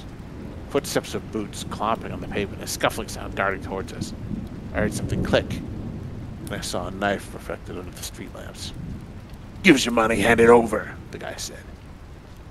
I looked at Nicole and was terrified to see Simon rubbing his head against her shoulder, his grin tilted, with a set of sharp, elongated fingers that looked like tarantula legs wrapped around her. "You got money? Give it to me," he stated again, nervously. I startled and faced this guy. He was young, drawn in the face, and with desperation plastered over his reactionary expressions. I rifled through my tight jean pocket and looked back to see Luke stroking Simon's hair while also fetching his own cash. Luke volunteered, "You can have it all as long as you don't hurt Simon." The guy grasped my wallet with an approving nod before directing at Luke. "I don't give a fuck about the cat, I just want your money," he said. I felt like I had nowhere to go. My mind was gone, it was just my own projection. I looked at this thing, Simon, again. This horrendous creature was somehow playing with my mind. Right then, the guy stepped past me with his knife pointed at Luke. He held out his wallet to pass him. What happened next, I can't explain. Upon reaching to take Luke's wallet, the guy's wrist was grabbed by both of Simon's hands. I looked right into this guy's eyes at this point, and the look of shock and fear I saw on his face will live with me for the rest of my days. His fear was realized, as if he knew that exact moment this wasn't some cat, as if his eyes had just been opened. I felt his fear at that very moment. I could then see Simon's fingers squeeze and crack every bone in his arm, snapping them until they were protruding through the skin. The scream you could have heard for miles, and the lights from house windows immediately began turning on everywhere down the street. The poor guy fell to his knees in absolute agony, and was face to face with Simon in that nasty, playful air. I'll never forget the sounds of Simon's unsettling newborn cries teamed with ungodly screams of pure pain. In one swift action, Simon pulled the man's arms back and ripped them off from his shoulders. The screeching, scratching noise from his throat and the sound of blood hitting concrete echoed. Luke and Nicole, they just stood out of the way watching nonchalantly, tuned out to what was really happening. The man was now violently convulsing on the road, and I was too scared to do anything. I watched through my distorted view and just hoped I wouldn't be next. looking on for a few moments at his face withered and sweating, breathing out his last bit of life. The shock ripped the blood from his heart and drained out through his stumps all over the road. A few more desperate breaths, and he was dead. When I turned to look at Nicole and Luke again, Simon was resting his naked body across their knees on the ground, the weight appearing to have no effect on my friends. With pure joy emanating from him, Luke was just stroking Simon's hair. I heard more footsteps rapidly coming from somewhere, and on top of that, alarmed breathing. I couldn't process anything right then. "Oh my God, what happened?" one of the neighbors asked. Simon stared at me, as if trying to decipher my own next move. I didn't budge, and then Nicole spoke. "I don't understand you, Simon. You're usually so lovely."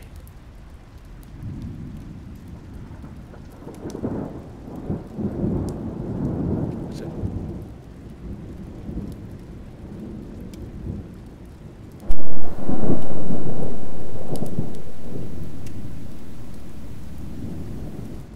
Okay. I don't know. Sorry, and I like kitties.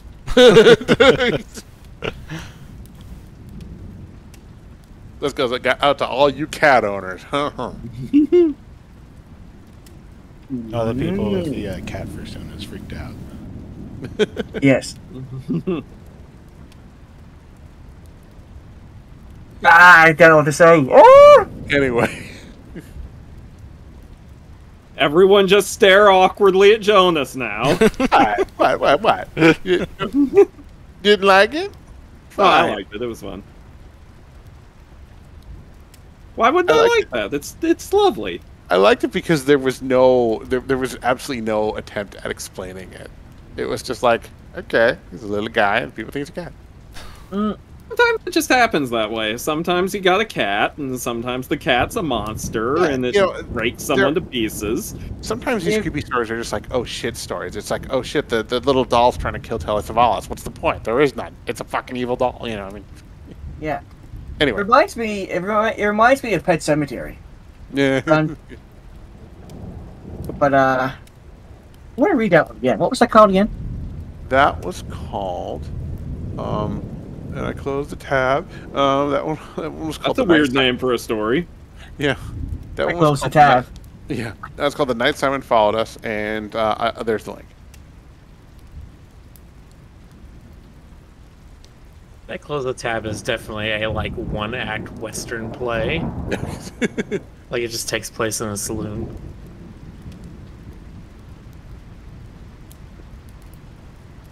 I do not have another one. Oh, Make something up. let's see if we have any submissions from There was a man, and the man's name was Bramwell, and he Ooh, I came like to my house and stabbed me. It was terrifying. But he Well, wasn't you mad. should have paid him back that money you owed him. But he wasn't really a man. He was actually like a squishy special effect. He He kept was trying an to tell me he's like a man bat or something. I don't know what that was about. He's an amorphous mess of mocap CGI. You know, The horrible sometimes that happens that way. The horrible twist is that they were over budget. Oh, Anyway. that's a true nightmare. Oh my god. I saw a thing on Twitter the other day where somebody was just like, no, this is what you do when you have an unlimited budget for a movie. And they were showing like clips from the next Doctor Strange movie. And then somebody else retweeted it with just like me after working on this movie for $20 an hour.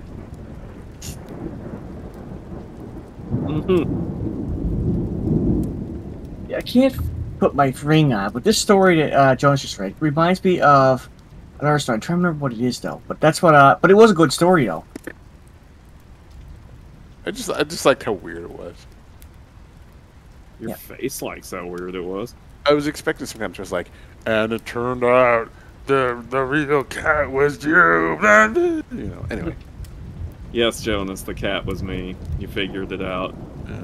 There were a lot of scary stories about cats going bonkers or doing scary stuff and growing up. And I'm trying to remember if this has any relevance. Like, is this sort of mythos that everybody comes up with when they're doing campfire stories? I wonder if this is a common thing. I thought. but then I keep thinking about Pet Cemetery Church. So it was a good story because like it was just shocking that we got another cat horror story I haven't heard in like ages. Yeah. I want to read it again, just get back into the nostalgia. I see one suggestion in the forum right now, and that is way too long for me. Oh yeah, the one better. Yeah. If somebody has a short one they can give me quickly, by all means. But otherwise, if you want to skip me, that's fine. Short one. I'm working on some other stuff in the background right now. Let's see. See if I have one. I think we did this one last year. That one we did the other night. That one is definitely way too long. I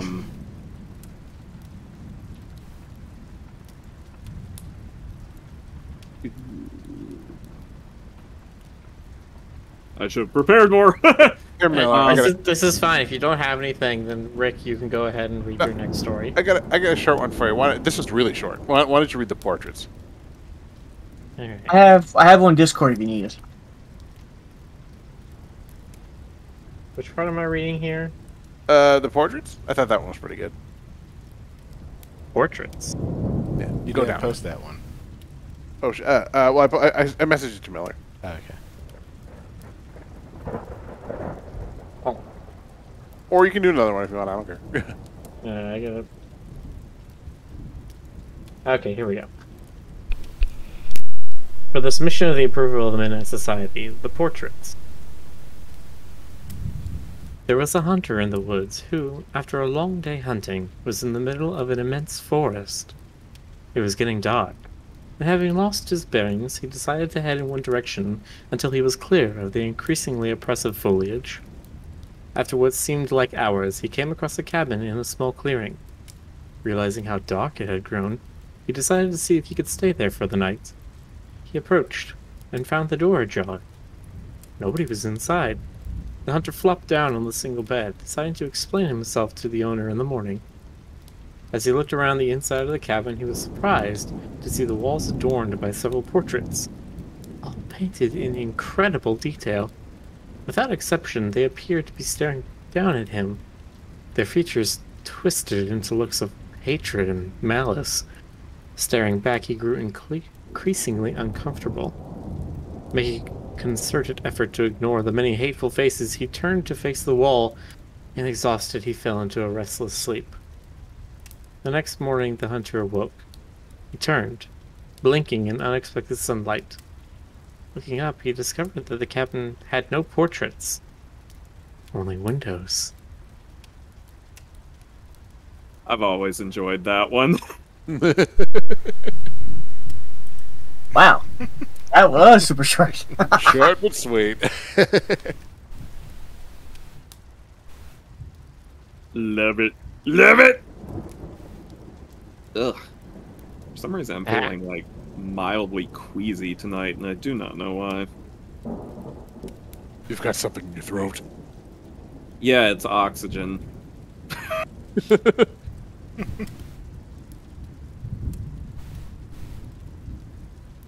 Alright, Rick, you got me? Yep. I have another story Cool. from Iker Falls: A Visitor's Guide. Ah, love. Okay. This one is Lemon Blossom Girl by Christopher Straub. My father used to take me to the Natural History and Science Museum downtown when I was 6. That was when I first saw her. I remember thinking what a pretty name for someone that was, though, Lemon Blossom Girl. I've never been able to forget the time I laid eyes on Lemon Blossom Girl, imprisoned in the tall glass case smudged with fingerprints of all the other children who had come to stare at her, but she could not stare back. She lay on the floor of a papier-mâché cave, curled around herself, her smooth head cradled and face hidden by tattered crossed arms. I watched her for a long time, with my dad standing there, reading to me from the placard that described the way she became mummified. Although I wasn't able to put it to words at my age, I must have been asking myself why anyone would name her the Lemon Blossom Girl. This was a name for someone who skipped in fields of flowers in spring, laughing and playing, not this awful, trapped, parchment-skin thing. The word I would have wanted at the time was irony. I had the first nightmare a few days after our visit. I was there in my bed in the dark when my eyes opened somehow outside of my control. I couldn't move anything except my eyes, but I couldn't shut them. And I knew, with knowledge one is given only in dreams, that she was here, in our house somewhere. The Lemon Blossom Girl. She was no longer lying on her misshapen side in the museum behind glass, or perhaps that's how she was in the house, in that same position, curled up beneath the kitchen sink. I couldn't see her in the dream, but I felt her presence. I knew that she was on the other side of the house, waiting for something, thinking bad thoughts with that smooth, yellowing head of hers, thinking of me. I woke up screaming. My mother came running in and comforted me, and my father must have been scolded for taking me to the part of the museum full of old dead things. I had the same nightmare several times in the weeks to follow, but like all things, it eventually stopped, and I was free to worry about whatever it is that 6-year-olds worry about. When I was 12, my family moved to the East Coast, to Boston. My father had been transferred to a new position and given a raise, and since my mother wasn't working at the time, moving was the sensible thing to do. I said a few awkward goodbyes to my friends. At that age, it doesn't really dawn on you that you won't be seeing them next summer, and chances are you won't ever see them again. But I made new friends easily enough.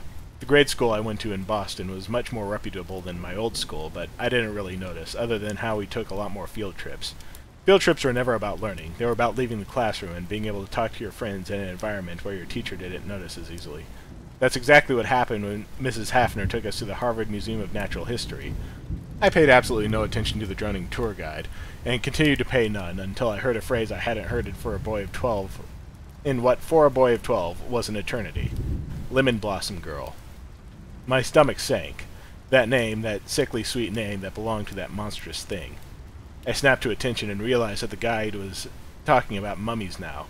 As the class approached the human history room, my eyes darted among the cases. She was here. It was here. Somewhere. I glanced at the other mummies with their long and awkward Egyptian names, ending in Amun, Hotep, Tiri.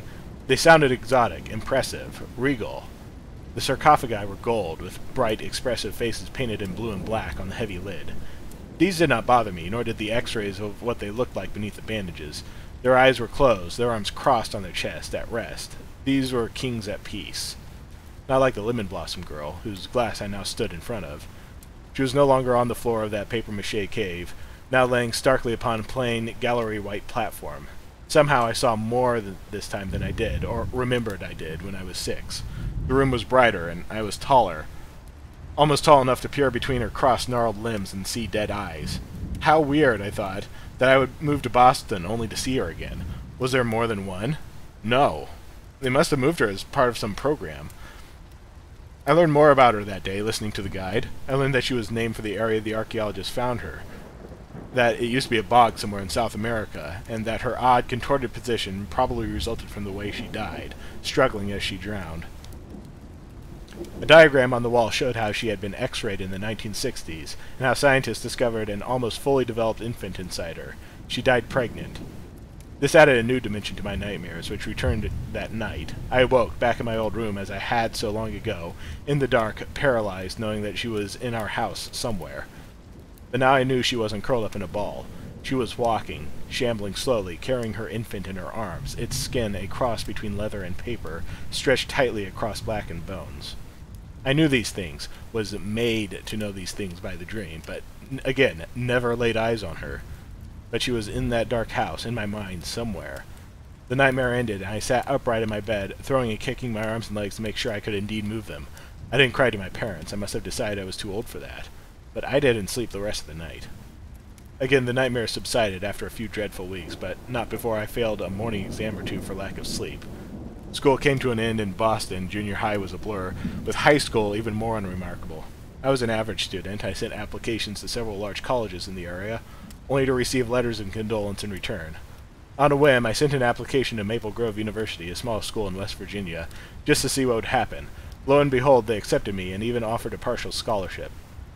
I'm not sure why I decided on West Virginia, but I did. I suppose I wanted to be out of my parents' house on my own, taking full responsibility for myself. I don't think the scholarship hurt either. Freshman year, my parents helped me move my things into Polson.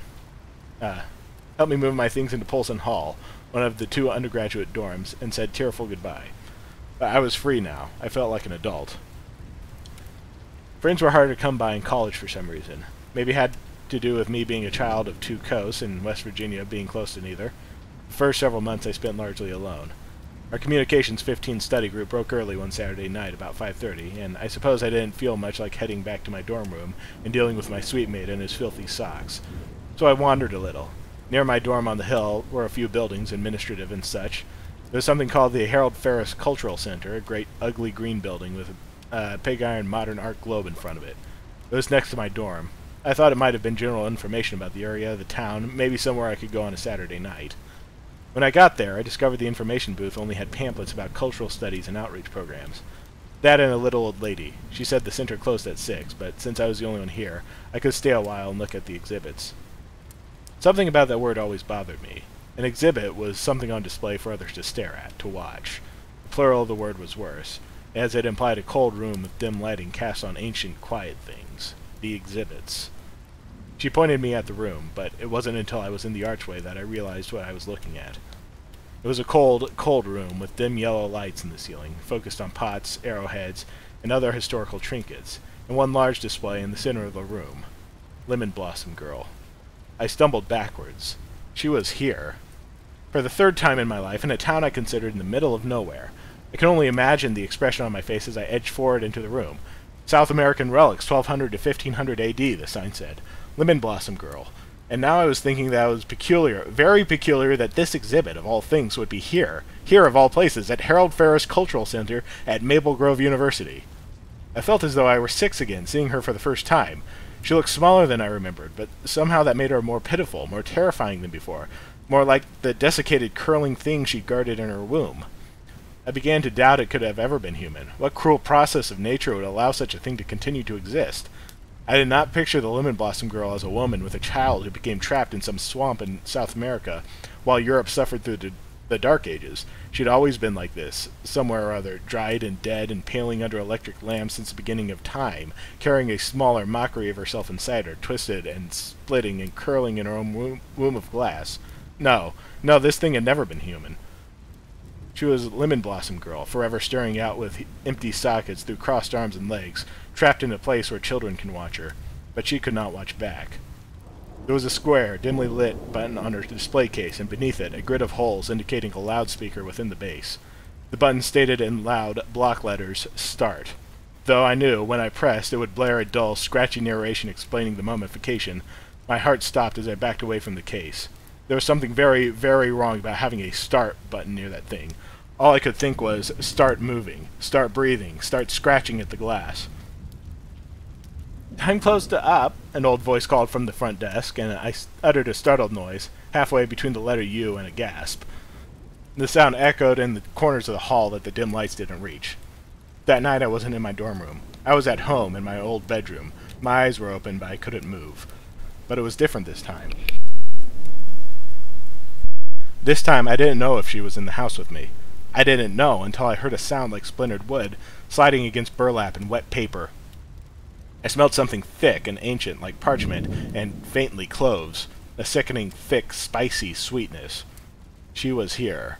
In the dark, I watched, unable to even shiver, perhaps held in place by the same abominable forces that allowed a corpse to be preserved, to stay whole, to persist for 800 years.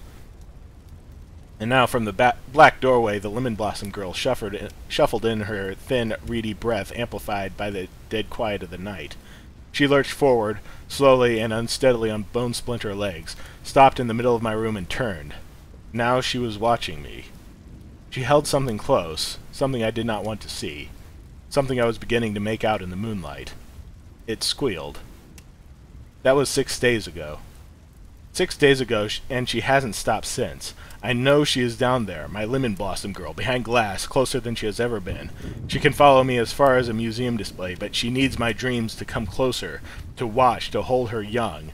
I know she is down there, thinking bad thoughts in that dead, dry head of hers, thinking about me. This morning, I went to the gas station and returned with 1 gallon of gasoline and a box of hurricane matches. Tonight I think I will pay her one last visit.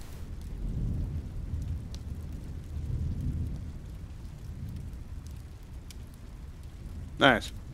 Light it up, light it up, light it up, I'm on. That's magnificent.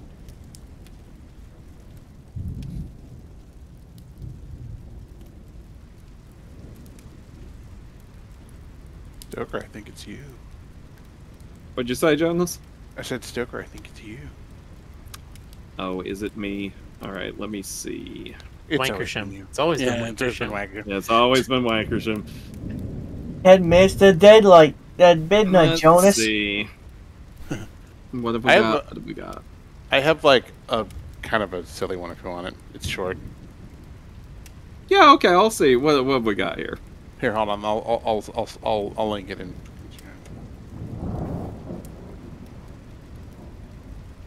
Yeah, it says fire is cleansing.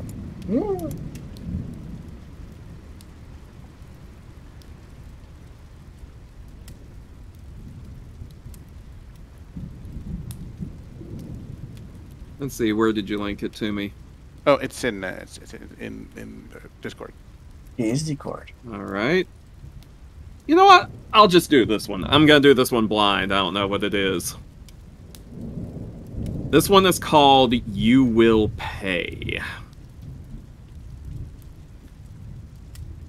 And it's just a creepypasta. I am your worst nightmare. I know others claim to... Excuse me, sorry.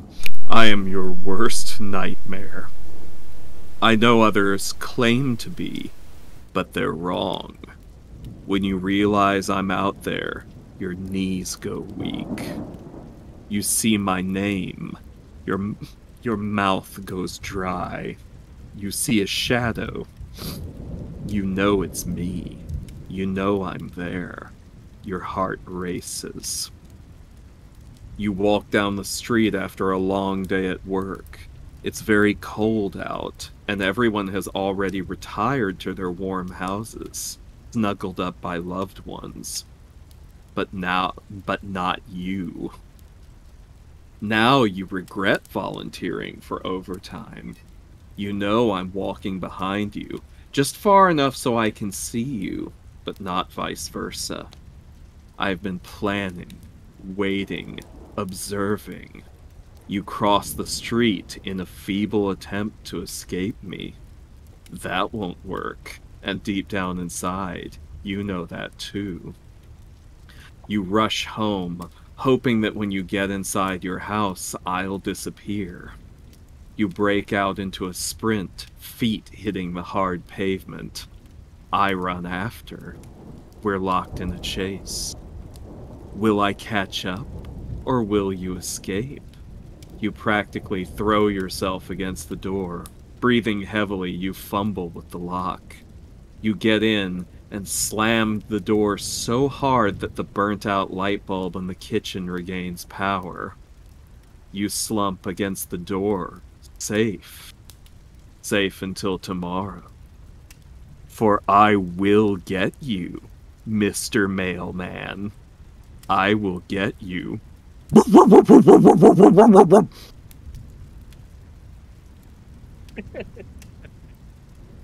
Oh no. Yeah.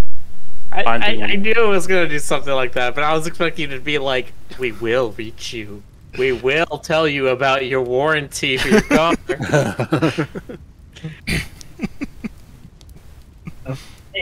I was expecting it to be the IRS. We will get you, Yoshi. You cannot evade us forever. Yeah. If you want more silly short ones, just search for the tag parodies on creepypasta.com. Yeah. Now I'm just imagining a Japanese man who unfortunately happens to be named Yoshi, and he's like, "Why does the IRS always come to me saying I have a tax evasion? I don't understand." Nice. Right. It follows out the GC to wrap up the night. Okay. I got one more short one up. 8 minutes. Do it. Alright. Let's do it.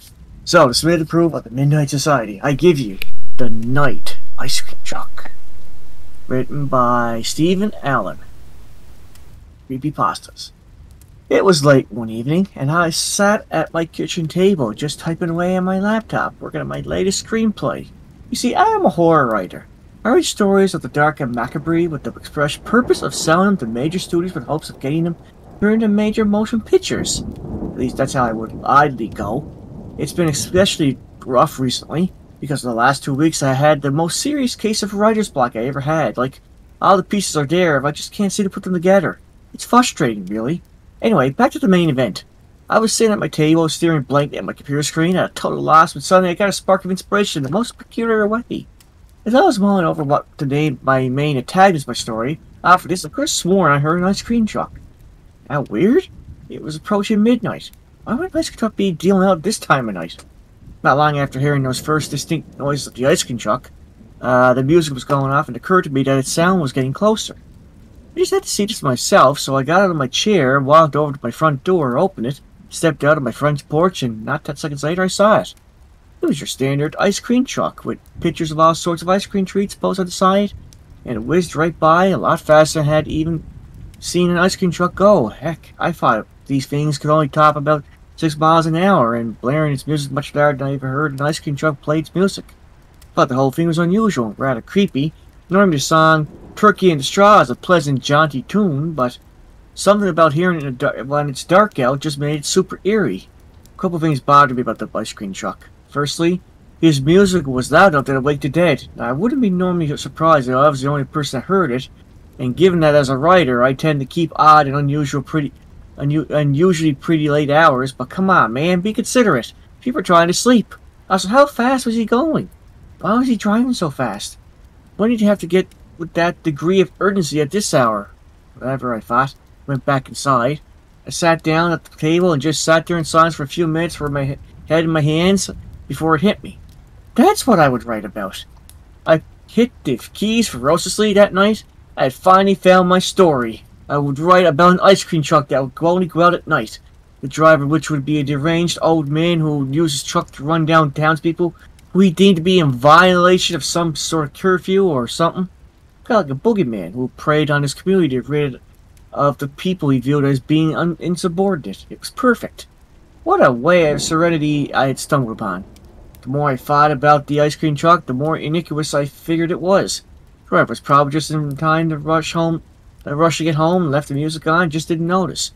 I imagine after spending hours on end in one of those trucks, you probably would just learn to tune the music out in an effort to maintain one's sanity. Anyway, I ended up writing straight until 3:30 a.m. where my body gave out and I just couldn't stay up any longer. Over the night, so many weeks, my script really began to take shape. I was onto something good, I thought. I had a compelling antagonist, some decent plot points, and some thorough character development. I had no idea why I would do for an ending, though, but whatever. I figured I'd cross that bridge when I came to it. It'd be about a month before I saw the ice cream truck again.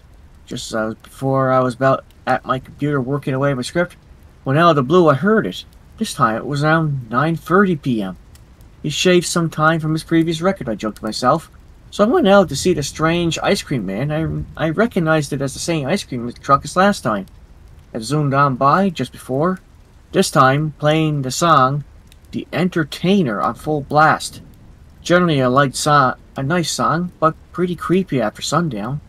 And I couldn't deny how weird the whole situation was. Like, I get that feeling about with it being summer now, kids are out of school and lucky don't have a strictly enforcement of a bedtime.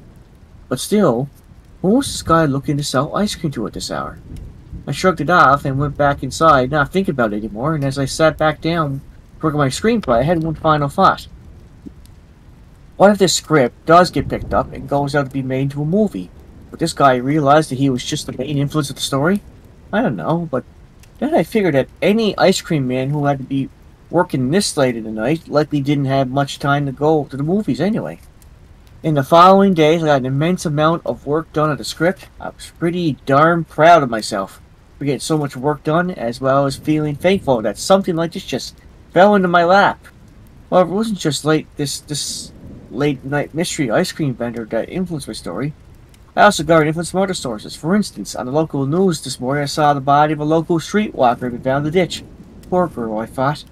But it gave me an idea from my story for the sadistic ice cream man who stalked the night to collect the bodies for those he ran down and take them to his own secluded personal dumping ground in the woods. Macabre, I know, but things were coming on so nicely and I was on a roll. I wouldn't be nearly 3 weeks before I saw the ice cream man for a third time, but this time was marked differently than the previous 2 encounters. As I went outside for my customary 1 o'clock a.m. cigarette, I saw it again in the dim lighting of the street lights that illuminate my sleep suburban street. This time, there was no music. The driver was driving at a reasonably average pace, if not slower than an ice cream truck would normally go. So I figured I'd do a little independent experiment, if you will, and I went to the side of the road to see if he would stop for me. I approached the curb, fished a couple of crumpled $1 bills out of my pocket, waited for him to drive by. He drove by at a snail's pace, not stopping or even seemed to notice me. This encounter was notable, however, because this would mark the first time I got a look at the mystery ice cream truck driver's face. He was younger than I thought he would be, and much younger than the character in my story that he inspired. Look at me in his late 20s, with thinning, dirty blonde hair and a soul patch. He was wide-eyed and appeared to be pretty out of it. The strangest thing about him, though, was that as he drove by, it looked as though he was fervently looking for something.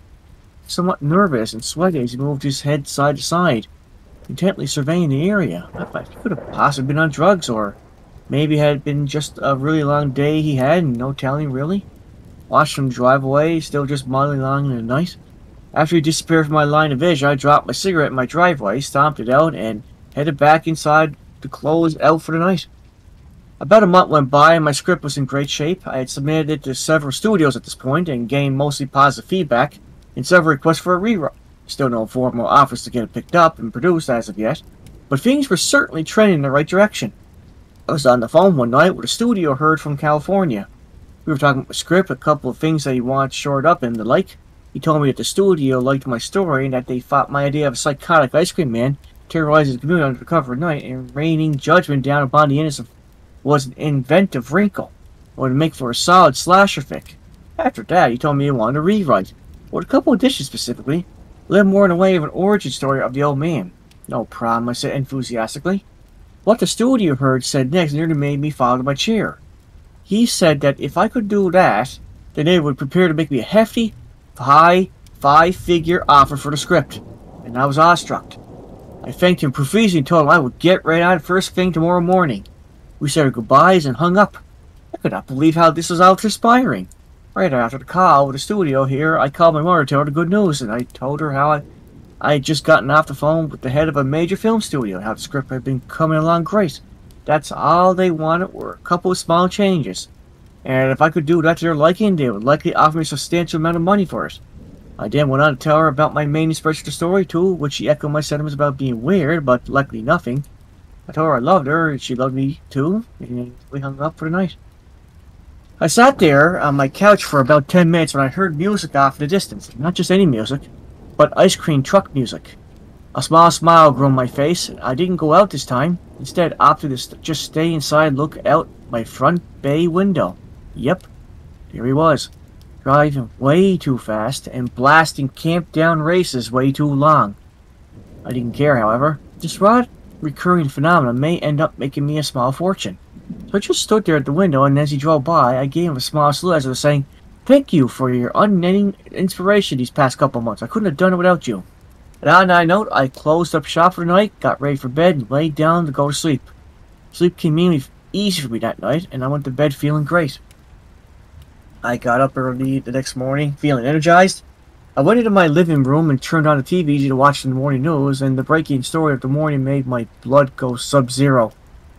There, on my TV screen, was the ice cream man I'd seen in my neighborhood at all those odd hours. I recognized the pastry white complexion, messy, dirty blonde hair, and soul patch. I learned that his name was Eric Douglas Glenman. He had been taken to police custody last night on suspicion of the abduction, torture, and murder of several local children. I just about threw it up when I saw this. When in police custody and asked about his confession, he sang like a bird. The result statement answered for all my questions. He said that he would go out in the evening in his ice cream truck looking for kids which were alone to abduct. When he came upon one, he would drive up to them and offer them free ice cream under the guise of it being late in the day, and not wanting the ice cream to go bad. From there, he would grab them and pull them into the back of his truck, and that's where he would turn his music on as loud as it could, so that nobody could hear the kids screaming in the back of his truck. He would also drive away as fast as he could to make a quickest getaway.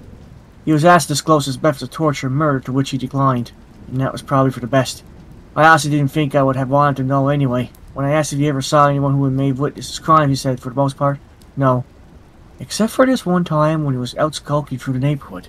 He saw this one guy by the side of the road smoking a cigarette and holding a couple of dollar bills in his hand. I turned off the television at that point, and I was in a state of shock. Went over to my laptop, opened up my script, promptly deleted it. I guess it's true what they say. Fact is stranger than fiction. Because this was by far way scarier than anything I could have ever written. The end. Nice.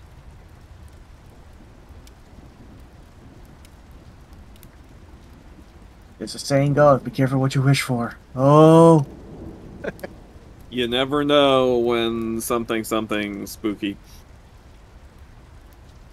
Those are words to live by, and you can quote me on them.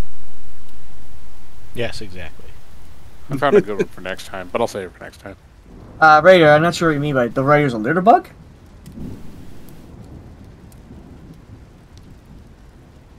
What happened? In chat. Oh, the Raider's a litter bug. Not sure what you meant by that. Oh, talking about the cigarette or something. Yes, sorry, yeah. That's the true crime. I thought he was talking about the Alpha for a minute. No, Steve Allen. I forgot about that. Yeah. Oh, Boxer linked a very short one. This will only take a couple seconds. Okay. Sure, I'll do it. The last man on Earth sat alone in a room.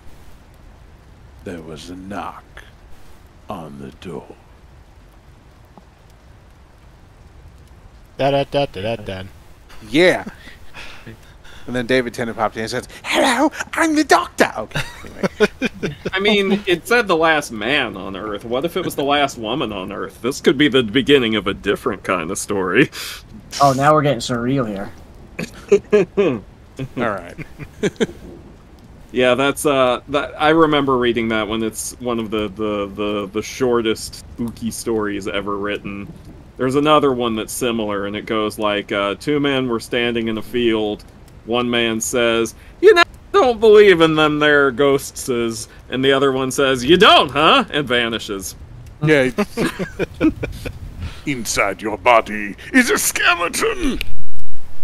Oh, Wait, you mean I'm not supposed to have a skeleton? I found yeah, an, skeletons were vestigial, GC. Didn't you know that? I found an actually short one that I want to read. Oh, by all means. I think this one's like only 8 to 10 minutes long. So, That Is Not the Fire Alarm by Eugene Fairfield. Congratulations on your admission to Oak and Ash Academy, one of the most exclusive private academies in North America. You are part of the largest incoming class since our founding in 1763. Although this is a unique opportunity, consider that in any ordinary year, 3 out of 4 of you would not have been admitted. It does mean that you will need to learn all the important rules and traditions of our alma mater without the model of older classmates. That is why I was asked, as the sole graduating student last year, to write you this introduction. I owe my success in large measure to hard work, resourcefulness under pressure, and strict observance of all the particular rules of Oak and Ash. Some of them may sound obvious, some frivolous and silly. All I can say is, many of my classmates did not take them seriously. I am graduating, they are not. Number 1. If anyone is absent, do not ask why. Number 2. Do not investigate any cries for help. Many people object to this rule, but there are 3 good reasons for it. A. It probably isn't someone in need of help. B. If it is, there's probably nothing anyone can do. C. If there is anything anyone can do, it will be easier for them to do it if they don't have to save your sorry ass at the same time. Number 3. If there is water in the pool, there is no swimming. At this point every year, some incoming student thinks he's very clever and makes the same joke someone has made every year since the pool was built in 1927. Does that mean we can go swimming if there is no water in the pool? To which the answer is, of course, yes, but no diving. Number 4. If the fire alarm sounds, line up and exit the building in an orderly manner, proceeding directly to the rec field. No running, no pushing, no talking. Do not look behind you. Number 5. Do not enter the basement at any time.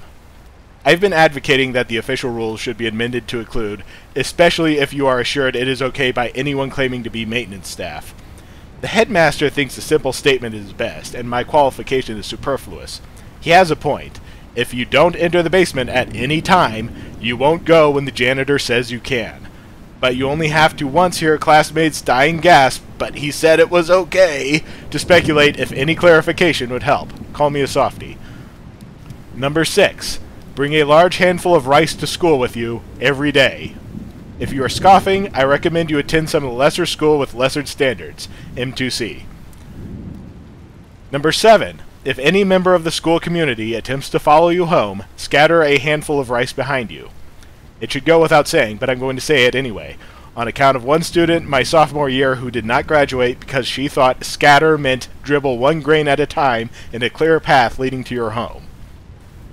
Number 8. Do not walk down any hallway where the floor is bulging, swelling, rolling, sagging, or otherwise in motion. Okay, seriously, that's good advice anywhere. Speaking of general advice, there are some things that are good ideas that are not spelled out specifically in the rules. For instance, shrieking or yelling in the hallway is a bad idea, especially on the ground floor. In some schools, there's allowance made for days the sports teams have important victories. At Oak and Ash, the rules do not bend even for our August sports teams, even though this isn't technically a rule. Another non-rule has to do with your weight. Apparently, up until 1986, Oak and Ash had a policy of not admitting any student with a body mass index over 25. There was a lawsuit and discrimination alleged, and now the rule is gone. But still, large students have trouble graduating. How can I say this? It's not about being attractive. On the contrary, it's about being unattractive to those who start salivating at the thought of well-marbled meat. If you want a seriously unnecessary rule, I would submit this one out of order. Number 12, there's no spitting into the garbage disposal. I would think the general principle of no spitting should be enough, but we had a kid, Martin, I think his name was, who thought he could prove how audacious he was by chewing a tobacco. I have to say, if you want to prove you have the courage to do something mindlessly stupid, it's hard to beat chewing tobacco, but the outcome was so sudden, tentacled, and messy that a new, totally unnecessary rule was written. Number 9. If the fire alarm sounds like a loud trumpet rather than a bell, that is not the fire alarm. Do not exit by any door or window, they will be expecting that. Proceed directly to the roof and await rescue by crane or helicopter. Number 10. The headmaster is always to remain on the ground floor. Number 11. If the headmaster is found on an upper floor, immediately pummel him with hard objects, repeatedly and continually, until he reverts to a liquid. Many people find it hard to take these rules seriously. For instance, many students disregard rule number 10, thinking it has nothing to do with them. But an occasion arose just last year in which rule number 10 was broken. The junior class then promptly failed to observe rule number 11, which prompted the rest of the senior class, apart from me, to forget rule number 2, do not investigate any cries for help. A loud trumpet sounded, and the freshman class ran for the exits, in violation of rule number 9, and the sophomores, well, to tell you the truth, I'm not sure what happened to them. Even though rule number 9 says quite clearly, that is not the fire alarm, I thought it wise to observe as much of rule number 4 as I could, and I did not look behind me. You know what they say, once you've seen something, there's no way to unsee it. And hey, not only did I graduate without having to sit for final exams, I got a ride in a helicopter. I regret I cannot recommend any teachers and classes to you because the staff as well as the student body is all new this year. But I can assure you that if you follow the rules, your Oak and Ash experience will be full of memories that will be with you for a lifetime. I should know. I've tried everything. Therapy, sleeping pills, hypnotism, I can't get rid of them.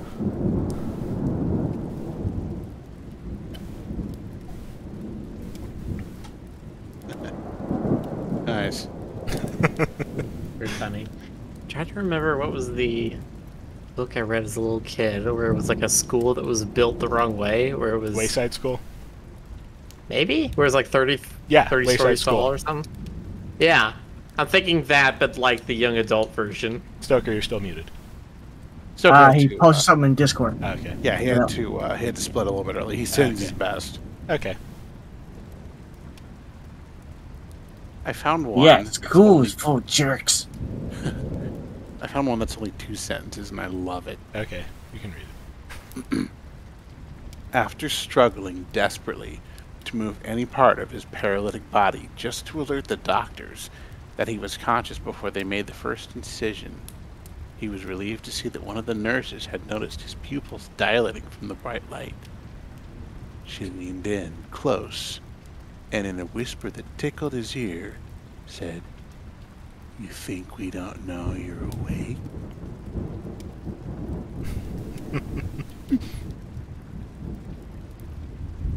Anyway. What a terrible anesthesiologist. Yeah. What? If you want to see more, it's in there. Mm.